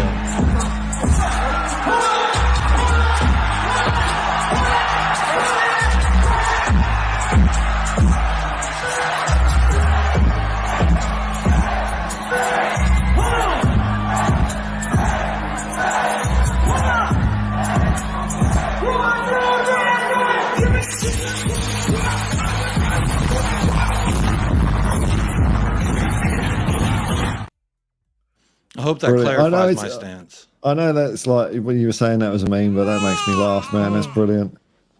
Oh, what's wrong? I'm sorry. Oh, I'm sorry. Oh, I'm sorry. What'd you say, Paul? I think that's brilliant. I love it. See, look, you got those fucking weirdos twerking for the Hotspur Hood to have him on, show some balls, and he's here, nothing heated. I'm always fair and say he's not demanding anything, is he? He's not up here crying, being like, "Why do you get me have me on? You're misrepresenting me." And if the Hotspur Hood Dan wanted to come on, I'm sure we could find a time for him to join my show, and he can come on and we can talk. I have no problem discussing opposite opinions. I have no problem discussing an opinion that challenges mine, because at the end of the day, isn't that what life is about? Like, I don't understand why they're making it out like I'm scared to have a discussion. Bro, I set out a couple hours aside from my day, my life. I have a sleeping newborn right here. Do what I want you to do. But do what I want you to do. If you don't do what I want you to do, you got no balls. Have Ben Shapiro on, or else you're Have Ben Shapiro. Give me some Ben Shapiro. Jacob, you gonna watch the Mavs game? Yeah. Today's the day we should end the thing and get on to the Western Conference Finals. Big up Dermatron says, big up lads, hope you're both well. Big up Dermatron, hope you are well too, my brother. Good to see you in the house. Yeah, man. I just think it's weird. A lot of weird people out there asking me to do weird shit. Like, who the fuck? Like, notice he hasn't commented since I pulled up his YouTube. Steve Frazen. Yeah, what is it? But his old name was Rick Jansen. He made it about a year ago. Right.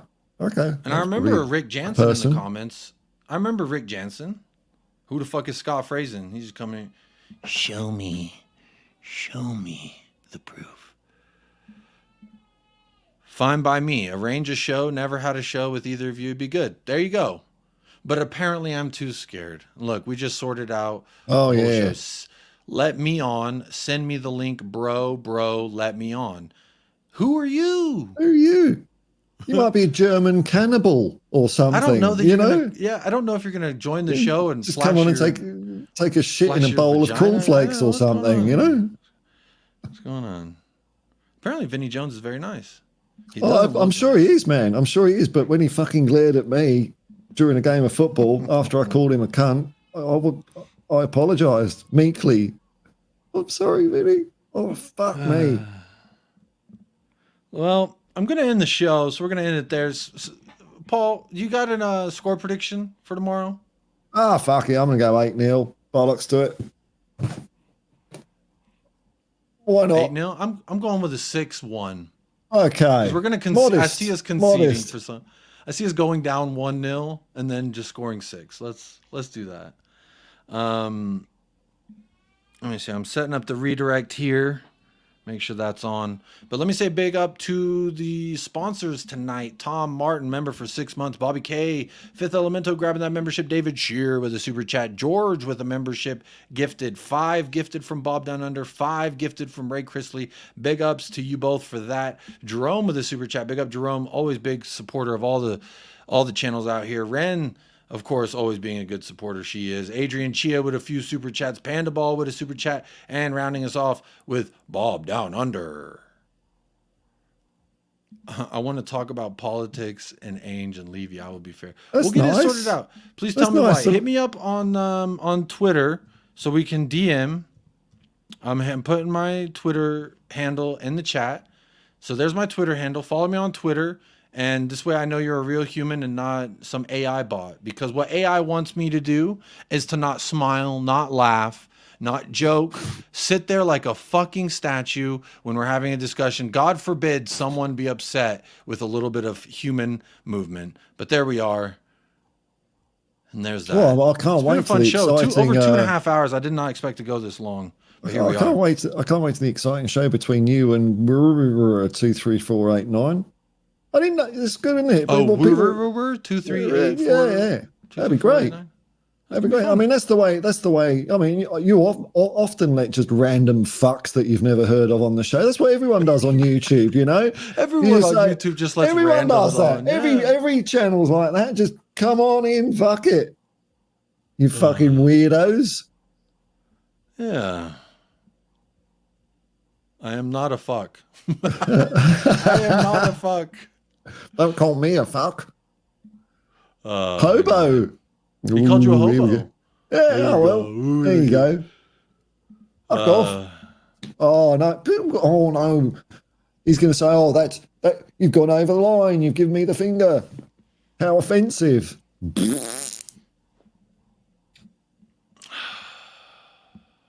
Oh, maybe that's it, is it? Yeah, ask Colin how it goes if Disappointing. you let just anyone on. I remember Colin Oh, letting no, what just happened? anyone on, and some dude pulled up with, it was disgusting what he showed. I will not even speak on it. That's how vile it was. Wow. But yeah, anyone can catch the bird, bro. As far as I'm concerned, kids, Yeah. if they need a middle finger, they're probably going to get one. Huh? But you know what my big expectation is for tomorrow, Paul? What's that?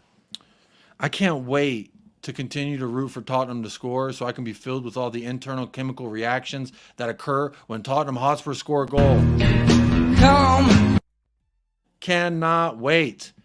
You mean you'll be also, happy? It's not about emotion. It's not about feelings, Jacob. My wife said I could do a watch along, by the way. So I'm going to do a watch along. Ooh. Yeah. You got permission, did you? That's nice. I got permission. Meow. Yeah, don't tell Paul and his Andrew Tate cult. But Oh, no. I got no. permission from my wife. You had to ask. Have you banned me for calling Paul a hobo? No, your comments are still No, coming you in, my can call G. me a hobo. In fact, you know, you're right, man, because like if I go down and sit in the park with a six-pack and a bong, I do look like a hobo. But if I've got a fishing rod, I look like a You look like a productive member of society. Yeah.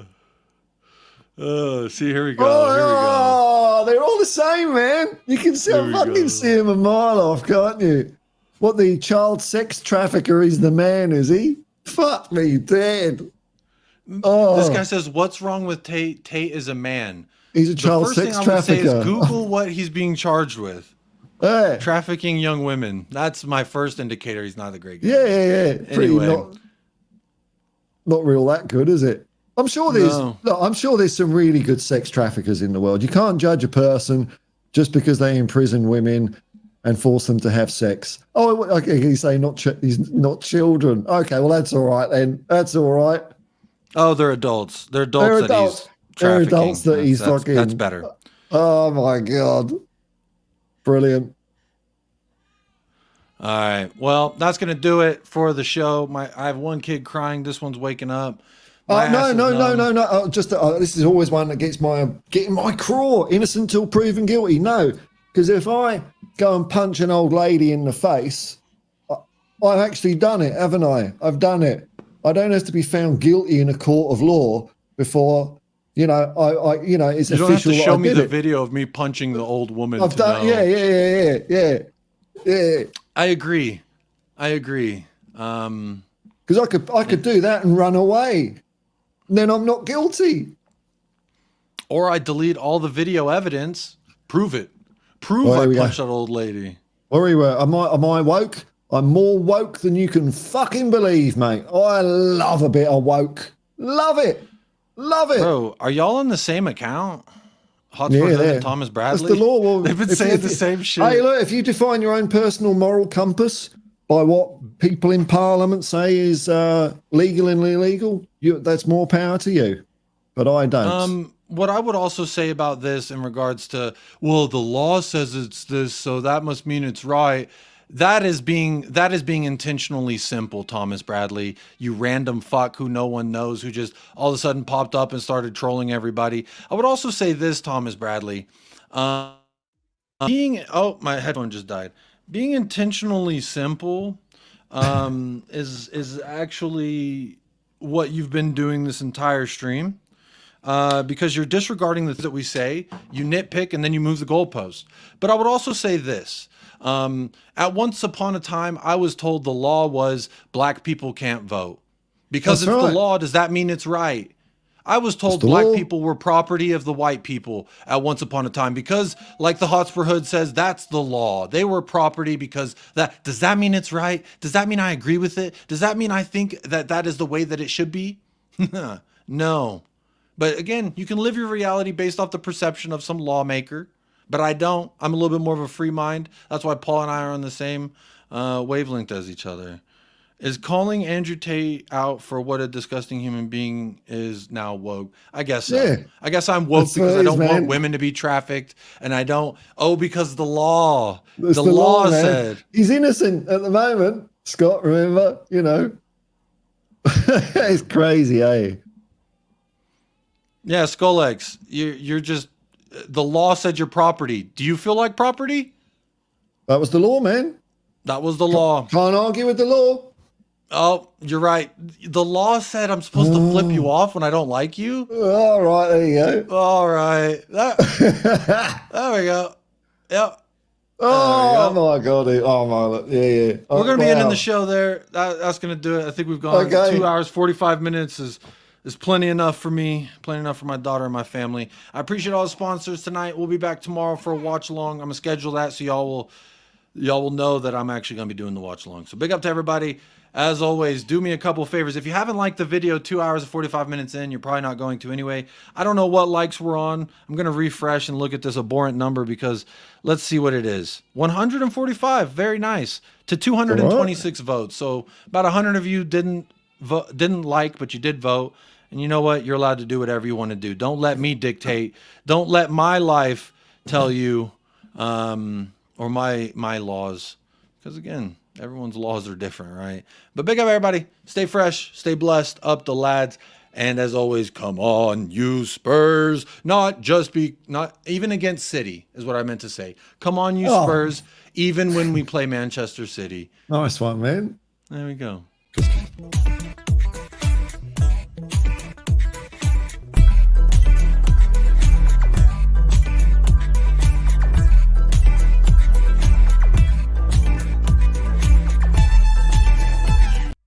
Real quick, Martin, big up for the super chat. Says big up Jacob and the Hobo Aussie legend. Something for the Nappy Fund. Big up Martin, I appreciate that. And for your donation, There's a baby. Oh, Look at the baby. The baby says, "Don't be a pussy." Until Baby next time. Thank you, says- Martin, for being a sponsor. Big up.